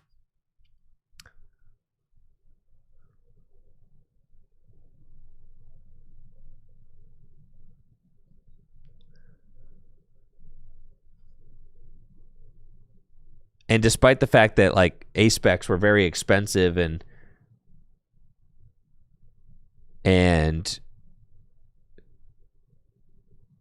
very expensive and difficult to obtain, they never actually made any steps with, like, printing cards to make them more accessible and expanded. And eventually they just phased expanded out of the game completely.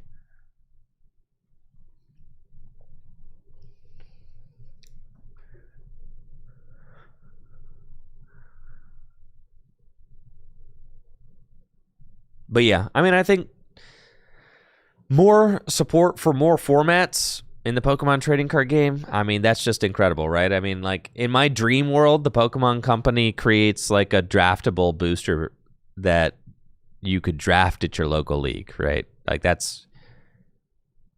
And it would be filled with cards from the game's past. Like, imagine if the Pokemon Company created, like, a draft format and would release draft sets where you could show up to your local league and buy 3 draft boosters, and you play it in, like, a little draft, and the draft set was a set of maybe, I don't know, like a few hundred cards it was a set specifically designed to be drafted, right?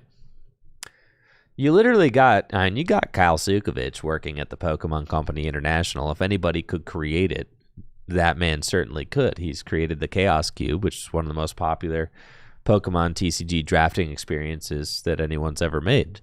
So you definitely got people who are obsessed with drafting at the Pokemon Company International, but you have to imagine that there's just intense amounts of red tape keeping people from developing such kinds of things.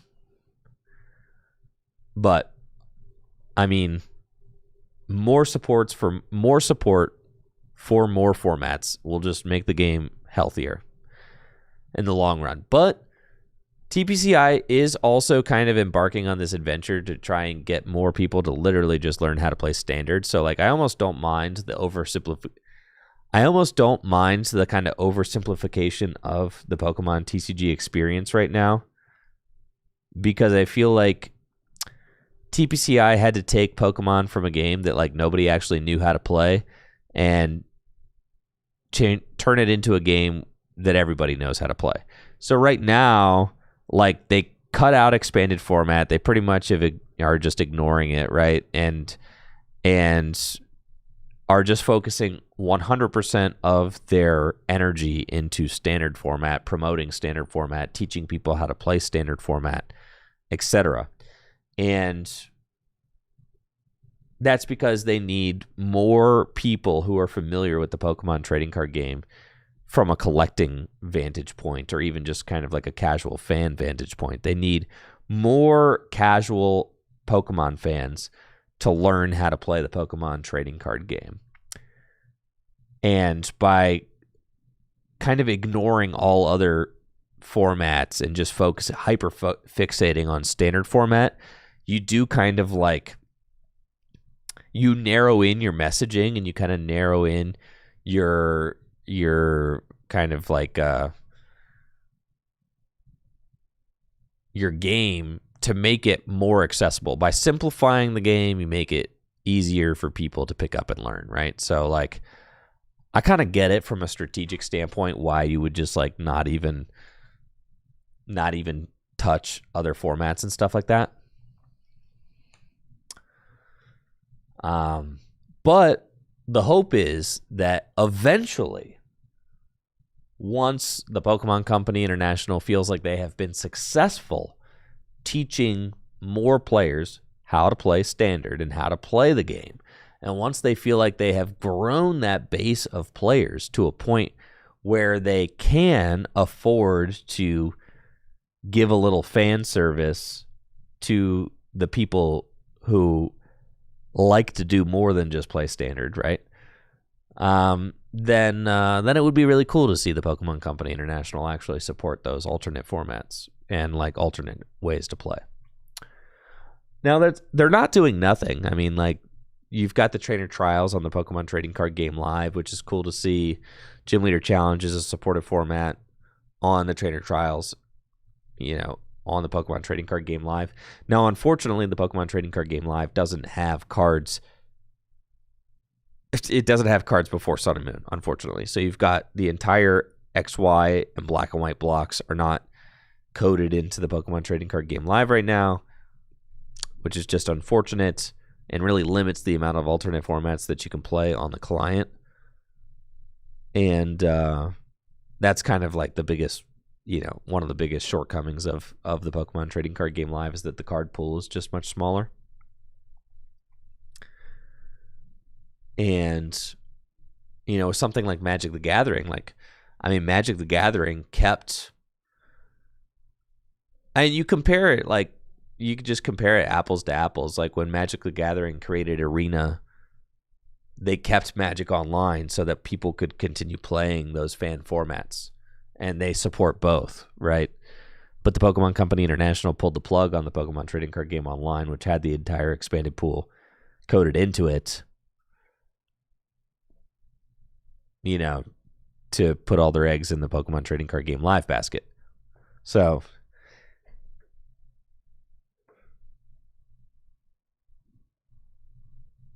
I will say that it is... Oh, this is our 3-0 match right here, by the way. Joe Cornell versus Alex. Looks like Alex is winning this one. Joe's got 4 prizes left to Alex's 1.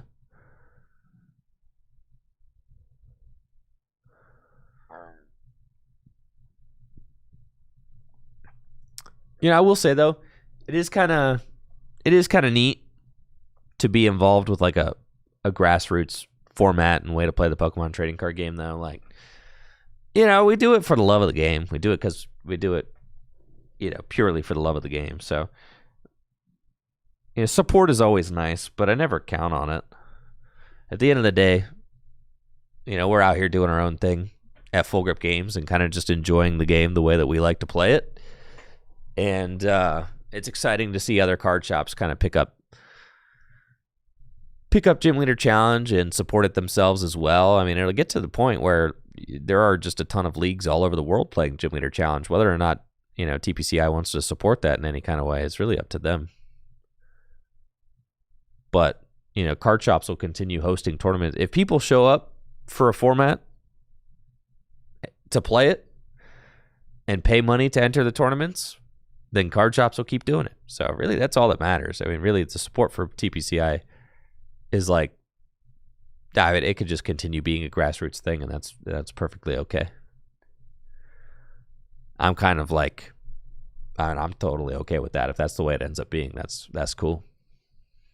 It is what it is.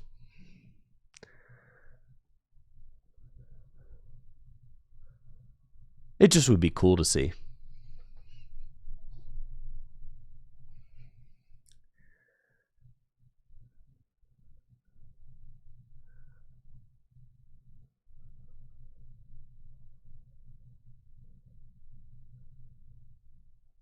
I highly doubt that Joe is going to be able to make a 4-prize comeback here.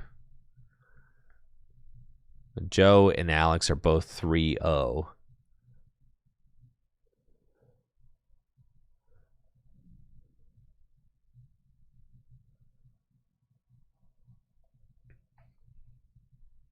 So if Alex Carpenter goes to 4-0, then he will be heavily favored to win tonight's league nights.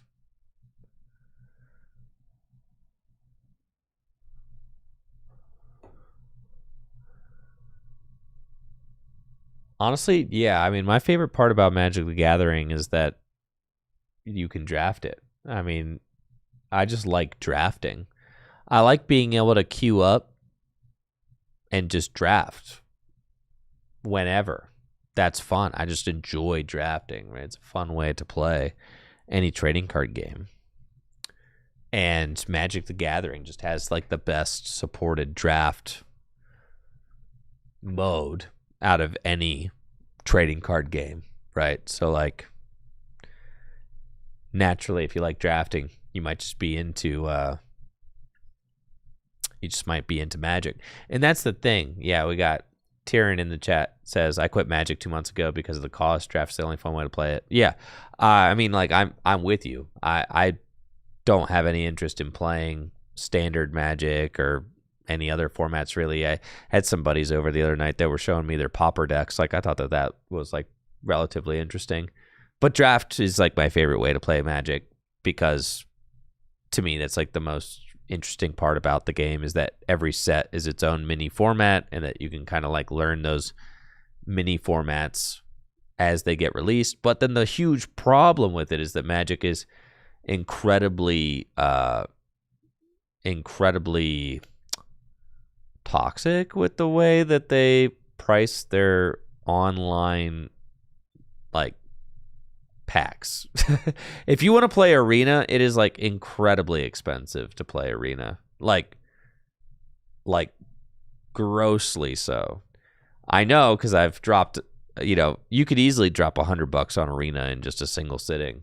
Just like, and you don't walk away from it owning anything. It's all just a digital game. But it's the way of digital games these days, I guess. But like, it just seems silly, I guess. Yeah, it seems silly.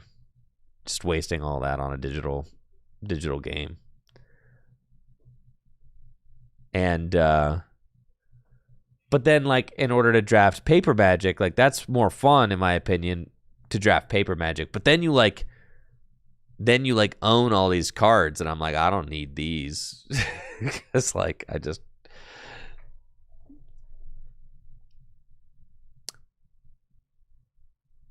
So really, my favorite way to draft Magic is always with like if someone buys a booster box and then you just get to play with your friends.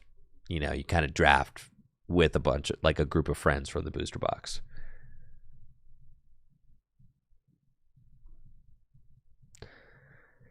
Got a couple of dope events coming up here at Full Grip Games, by the way. If you haven't already seen, our next $6,000 cash doubleheader is on the schedule, March 28th and 29th. Our Perfect Order 6K doubleheader. We've got a $3,000 standard event featuring the newest cards from Perfect Order. Going to be a post-rotation event as well, happening on March 28th, Saturday, March 28th, and a Gym Leader Challenge event, also with $3,000 worth of prizing, featuring the newest cards from Perfect Order on Sunday, March 29th. That is a big gap between our Phantasmal Flames release event and this Perfect Order release event. I know our Mega Evolution and our Phantasmal Flames ones were actually pretty close. I think those sets were only like 6 weeks apart. But now we have a mini set coming up with Ascended Heroes and Ascended Heroes. We don't do our release weekend tournaments for mini sets because they're mini. But we are doing our 6K doubleheader weekend for the Perfect Order set. So definitely make sure to scope that out. You can pre-register online now.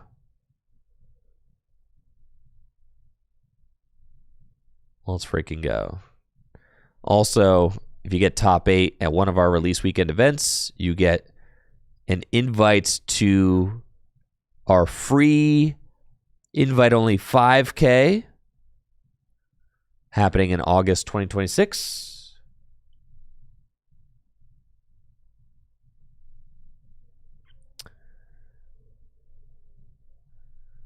Here's our invite list to the Full Grip Games Invitational right now. Heck yeah, dude.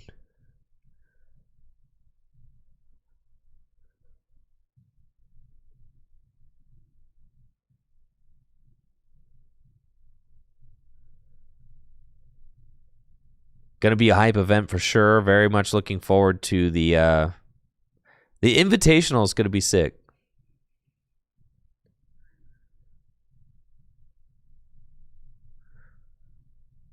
There's an invite happening for Standard. And then we also just posted our upcoming Retro Series events. Base Fossil. I think we just posted in our Discord. The Base Fossil is going to be... Oh, what day was it going to be? Was it going to be March 7th? Whatever that weekend is. March 6th, March 7th, something like that. I think it got posted in our Discord. But, yeah, the Base Fossil event is coming up. And very excited about that. Base Fossil is a lot of fun. Love the Wizards of the Coast formats. So, some dope events coming up here at Full Grip Games in 2026 for sure. I'm also attending the Toronto Regional Championships. So, very excited to be testing for those. Going to be traveling out with a bunch of friends. We got a Airbnb. Going to be fun. And I'm hoping that with some more testing put in, that we can get back into day 2. That'd be a lot of fun. And I'm also probably planning on going out to the Indianapolis Regional Championships as well. I think the Indianapolis Regional Championships just got announced recently.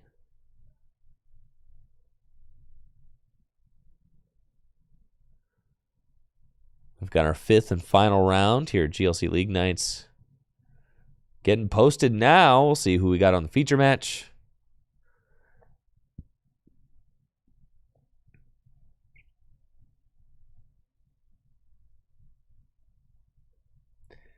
Yes, Ben Peacock with the Dylan sleeves. As we see him showing off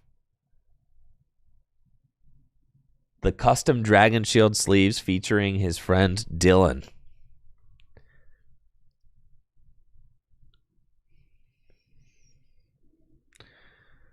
So Ben Peacock 3-1, Alex Carpenter 4-0. If Alex Carpenter wins, he wins his Psychic Badge tonight guaranteed. If he loses, it'll all go down to Resistance.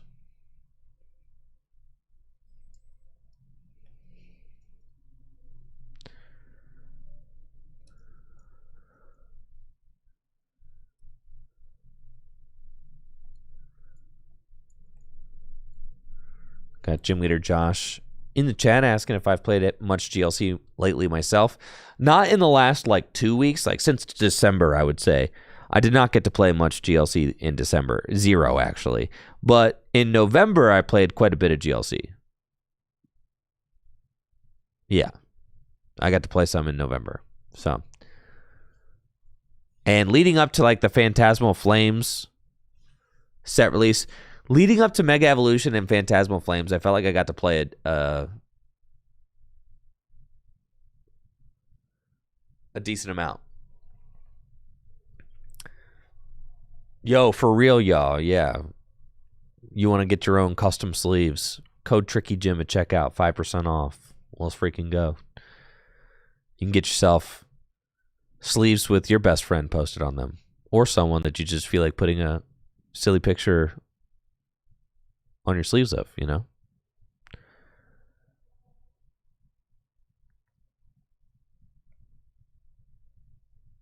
5th and final round. Let's go. Ben Peacock on the right. Record of 3-1. Alex Carpenter on the left. Record of 4-0. Sure, Alex is tired of letting everybody catch up to him with the badge race. He had a clear lead for a while, but now that lead is starting to erode.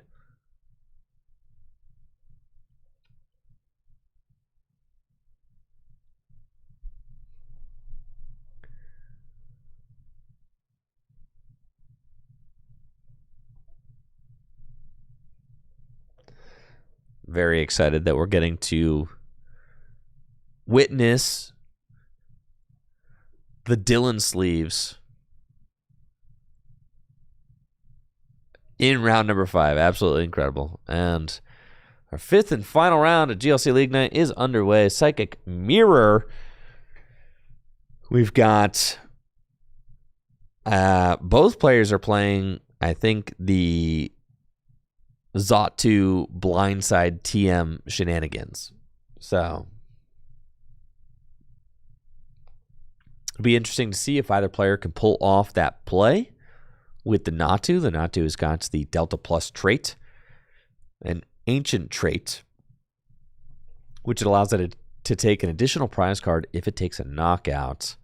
And with the blindside TM, you can deal 100 damage to one of your opponent's Pokemon that has a damage counter on it. And with Giratina from Lost Thunder, you can use its Distortion Door ability to place damage counters on your opponent's bench Pokemon. So with all of that, you can take an additional prize card, which is a very valid way to pull ahead and come back in a game where you are trailing.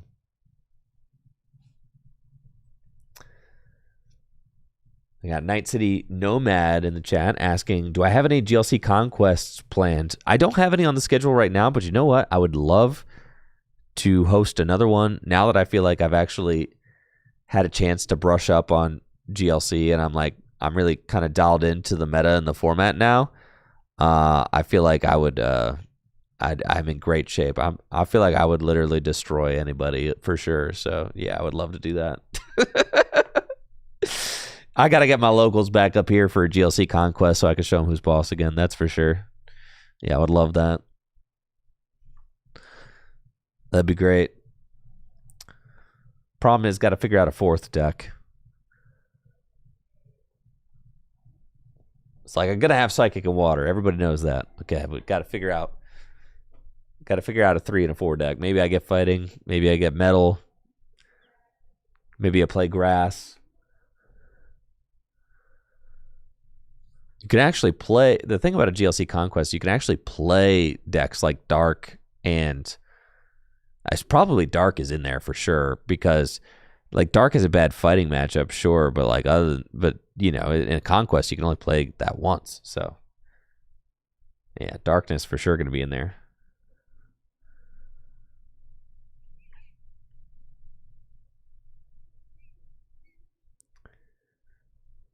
So interesting.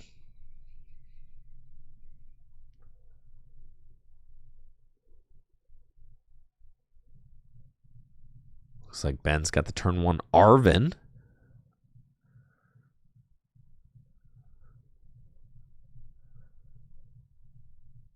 And it's going to grab Nestball and go get basic. Did not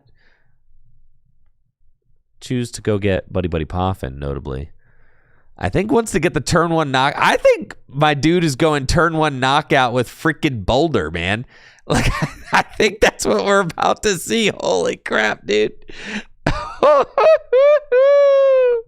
Yo, Ben Peacock, cook this guy. Freaking cook him, dude. Cook him, dude.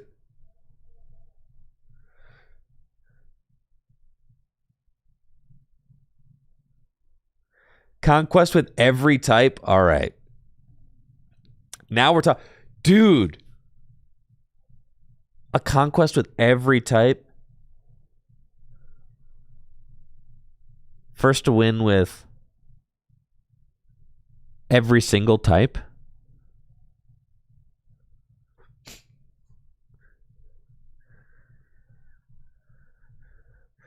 It would just come down to a fire mirror.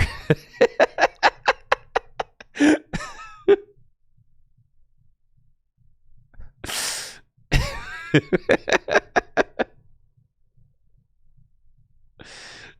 would all come down to the fire mirror.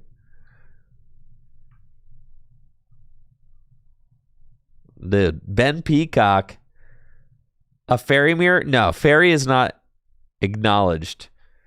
Fairy is not acknowledged. Ben Peacock with a turn 1 Dimension Valley knockout with Iron Boulder. Absolutely crazy.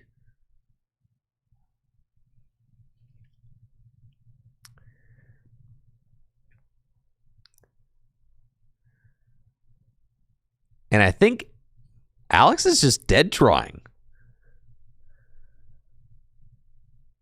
So Ben Peacock just has an opportunity getting reset stamped to 5.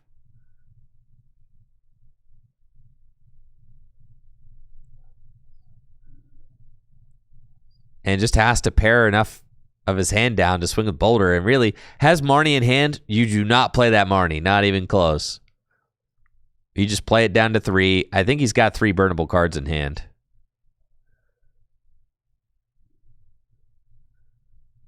Maybe? Yeah, Hex. There you go. Yeah, you just go Muscle Band, Hex, knockout. There you go. Bang. Boulder, knockout.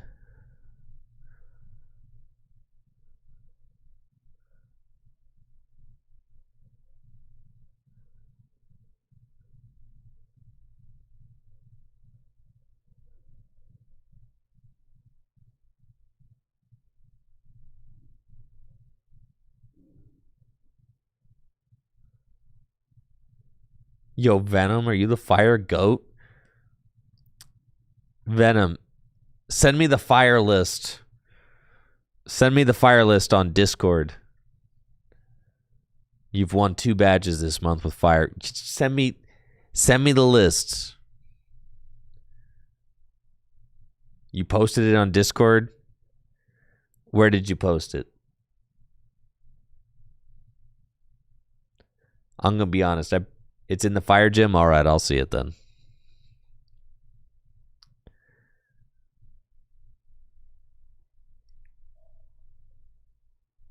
The Skeledirge fire deck I played in a Conquest? Oh, yeah, for sure. God, you guys got me wanting to do a Conquest bet. All right, how about this? GLC League is getting missed the next couple weeks, but in order to make up for it, I'll do a GLC Conquest. How about that? I'll plan one. First, I gotta find a willing stream sacrifice.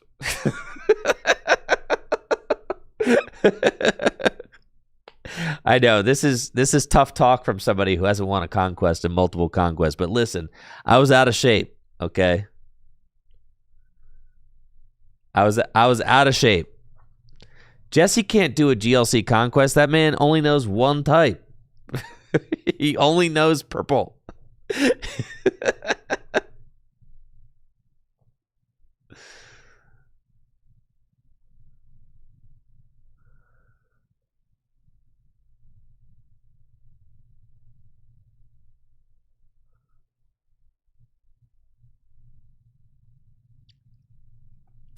Yeah, the last Conquest I played was with Lee, and I played Lightning 4 games straight, and I lost 4 games straight.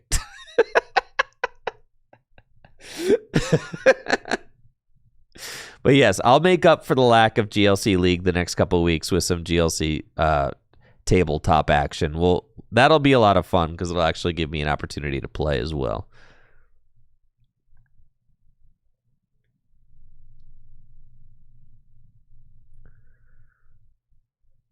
All right, Alex Carpenter has finally found a supporter card, but at this point, I'm going to be honest, it's looking like it is way too little too late. I mean, I guess the boulder is going down, right? So, like, Ben could lose? I suppose it's, like, hypothetically possible. The reverse sweep.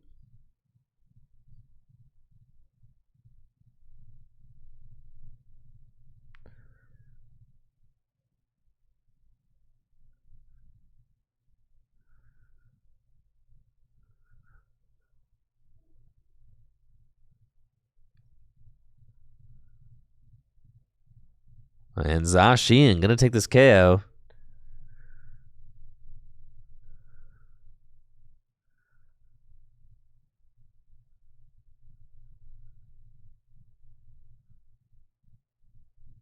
Got Evolution Incense, can go get Curlia, maybe get some refinement going.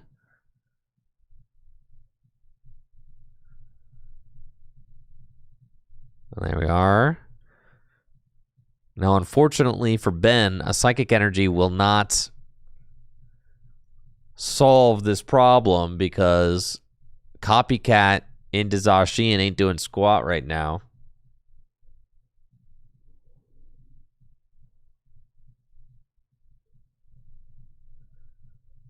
Last Porg says, serious question, would I consider having someone for a Conquest who's an irregular or a local? I've been to some 3Ks, not too far off from America, and I know Holtz, he could give you a resume or something. The thing is, and I really appreciate that, Last Porg, and I appreciate anybody who's like willing to be on for a Conquest. The thing is that like whenever I'm having somebody on for a stream, I like to usually have some degree of like a relationship or like, you know, knowledge base of that person before I invite them to be on stream with me, because like, you know, when you're on stream with somebody for like 4 hours, you like to have some amount of a rapport with that person so you're not just going in like, you know, completely blind. You know what I'm saying? So like usually I like to just know the person, because that gives me an idea of what I'm getting into when I'm hosting. Like to be co-hosting a stream with somebody for hours on end, I don't like it to be a blind date, if that makes sense. Right. So, yeah, I'm always like willing. Like I've had people, and really it doesn't require much. Like I've had people who I kind of know, like, you know, like I don't know, like Spence and Lee that well, but those guys, I've met them a few times and they're cool. From what I can tell, they're cool. We get along, we vibe well together. So like, you know, it works. But yeah, so hopefully that answers your question.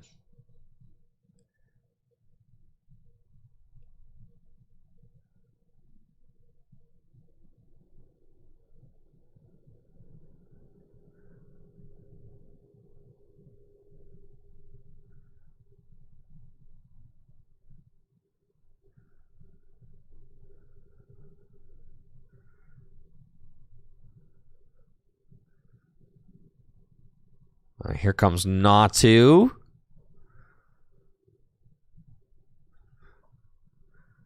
Dank, you're watching the Spence Conquest little by little. Yo, that's dope. Yeah, that was a good one. That one was a lot of fun for sure. Yeah, I'm going to get back on my Conquest grind. The Conquests were so much fun. I did a lot of standard grinding leading up to Phantasmal Flames with Jesse.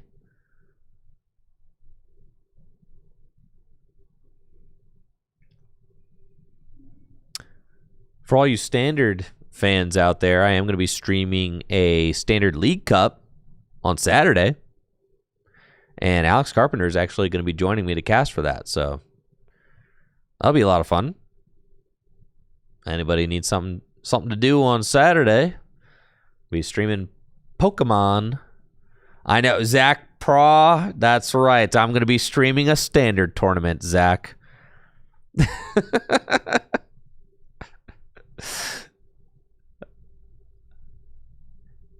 Zach Pra might be there. Yeah, right.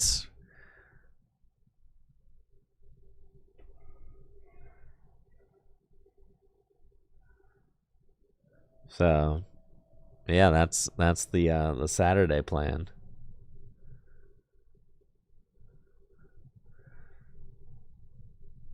Pra, you been tearing it up with Goldengo?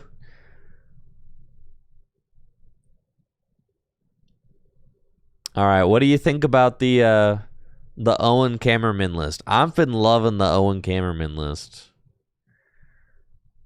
I'm like obsessed with the 1-1 low punny, mega low punny, and the TM Evo. I love it. But I've only been grinding on TCG Live, and like honestly, nothing makes me want to rage more than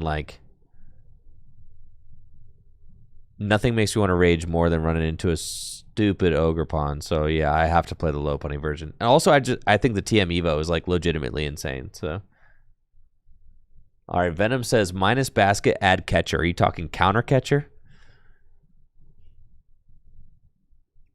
or Pokemon catcher? Yeah, the low punny does really help with item lock stuff. I mean, it basically makes it so that you don't like run the risk of just losing the game to like a random Badoo at some point.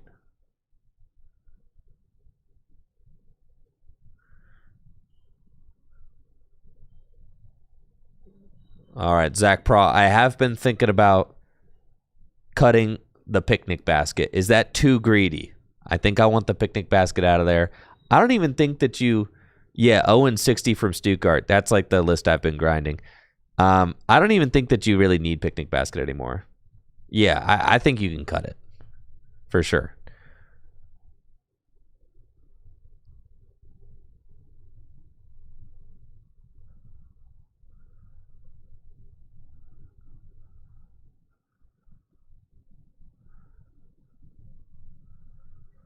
Yeah, lately I've been cutting it just for the fourth gong because I'm tired of drawing dead hands when I set up. But I could see putting anything in that spot. That's what I'm saying. The basket seems like it's a very narrow use case because you beat Dragapult. If you take 2 prizes quick against Dragapult, you win every time. So basket doesn't matter. And if Dragapult item locks you into Oblivion before you set up, they win every time, and basket ain't saving you. So the basket is worthless against Dragapult. And the matchup where it was really useful against like Grimmsnarl, that matchup's like irrelevant now. So basket's out. I know. Sorry for the standard talk, guys. I just, I'm getting my brain set for Toronto. I'm trying to lock in. My friends have really been grinding. I know Riley's been grinding a lot. JW and Jesse have been grinding a lot too.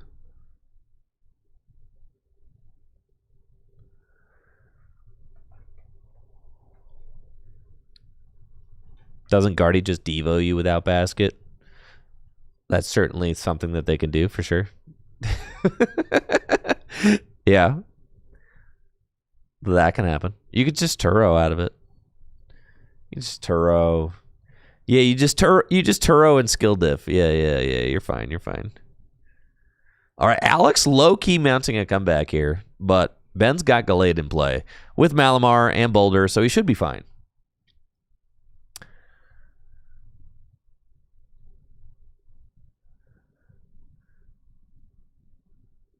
I mean, you realistically, as the Goldengo deck, you play literally 2 Turo. That's a 2 full heal card. Like, you should be able to manage it.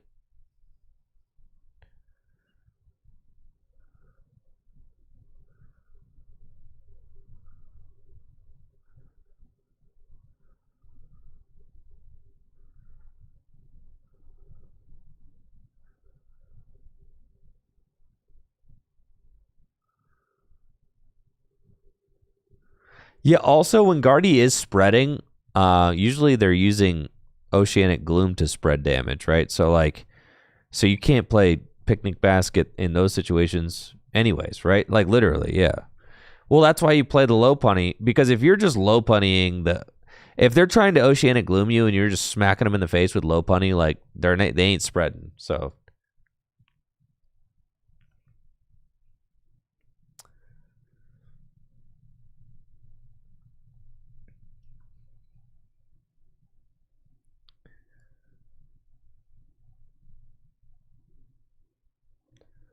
is the Full Grip Cup pre-reg or day of? It's day of. We're not going to run out of space at our cup. Trust. We've got seats for 150 at Full Grip Games. I do not think that we will run. We are not going to run out of space at the cup. Full Grip, Full Grip is a massive card shop. I mean, we literally run $3,000 tournaments here, because because we can, right? Because we got space for 150. If you ever watched one of the 6K doubleheader weekends, I mean, you'll see tables are packed. And really, it's like, yeah, we can fit 150. We fit 150 without it feeling like too crowded, which is like a really nice thing about it too. It's not like every square inch of the shop is absolutely packed with people when we've got 150 there. Yeah, I'd say it comfortably fits 150.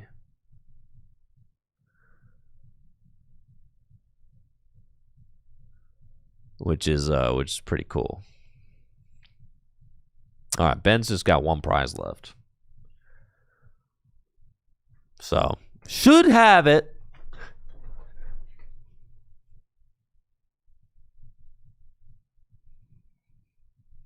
But yeah, Alex Carp and I are going to be commentating, casting the Standard League Cup on Saturday. It's going to be a lot of fun. Haven't casted a League Cup in a little while. I think I missed our last one, so stoked about that. The last League Cup I casted, I think Joe Rowe won with like Ethan's Typhlosion, right? Like that was crazy.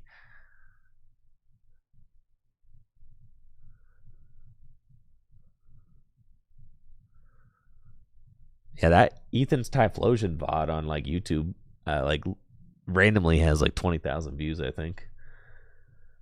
Because it's freaking Ethan Typhlosion winning a League Cup. That's why.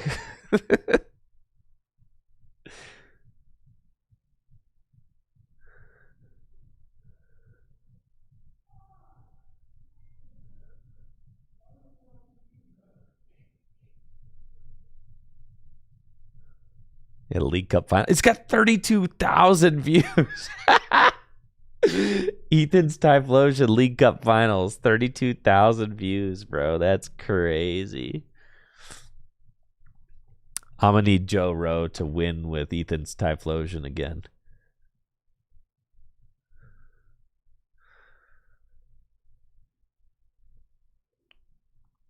Yeah, I'm gonna need someone to win with Ethan's Typhlosion again so that I can get another pop off Tricky Jim VOD video. That'd be sick. All right, can Ben match hand sizes to 4? Ultra Ball certainly going to help.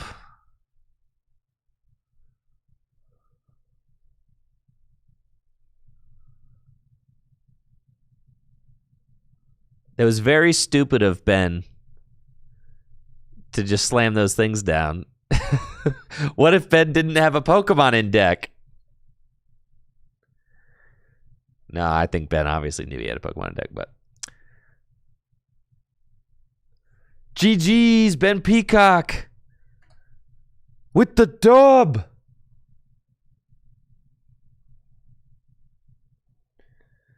GG's. Ben Peacock with a turn 1 Iron Boulder knockout. Able to maintain momentum and get the hot dub there in the end with the incredible Dylan sleeves. I mean, just, you love to see it. Alex Carpenter losing the final round, and now the winner of tonight's Gym Leader Challenge League Night is all going to come down to Resistance, which is playing out in real time right over here at these tables. So if you want to figure out who tonight's league winner is, you're going to have to follow us on the X application, formerly known as Twitter. Full Grip Official, something like that, on twitter.com.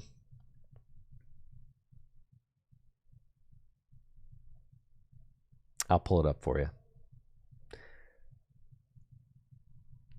At Full Grip TCG. There you go.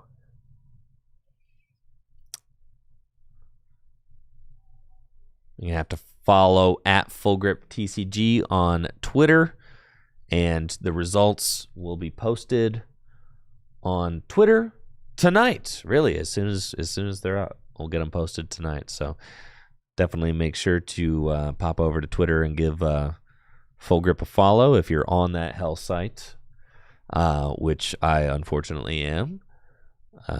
But I deleted it from my phone again, so no more toxic social media application on my phone. However, I can still get my daily dose of brainworms on desktop. So here you are. Full Grip Games. Full Grip TCG over on X. Thank you guys so much for watching tonight. I really appreciate it. Thank you guys for all the love, all the subs over on Twitch. If you're on YouTube, make sure to give the VOD a thumbs up. And I'll catch you guys on Saturday for the Full Grip Games League Cup. I'll be joined by Alex Carpenter for the commentary on that. And also, as I shouted out earlier in the stream, I am working on my next Tricky Hideout video. Heather and I have already recorded it. It's like over halfway done edited. Probably going to go out on Monday. So stay tuned for that as well.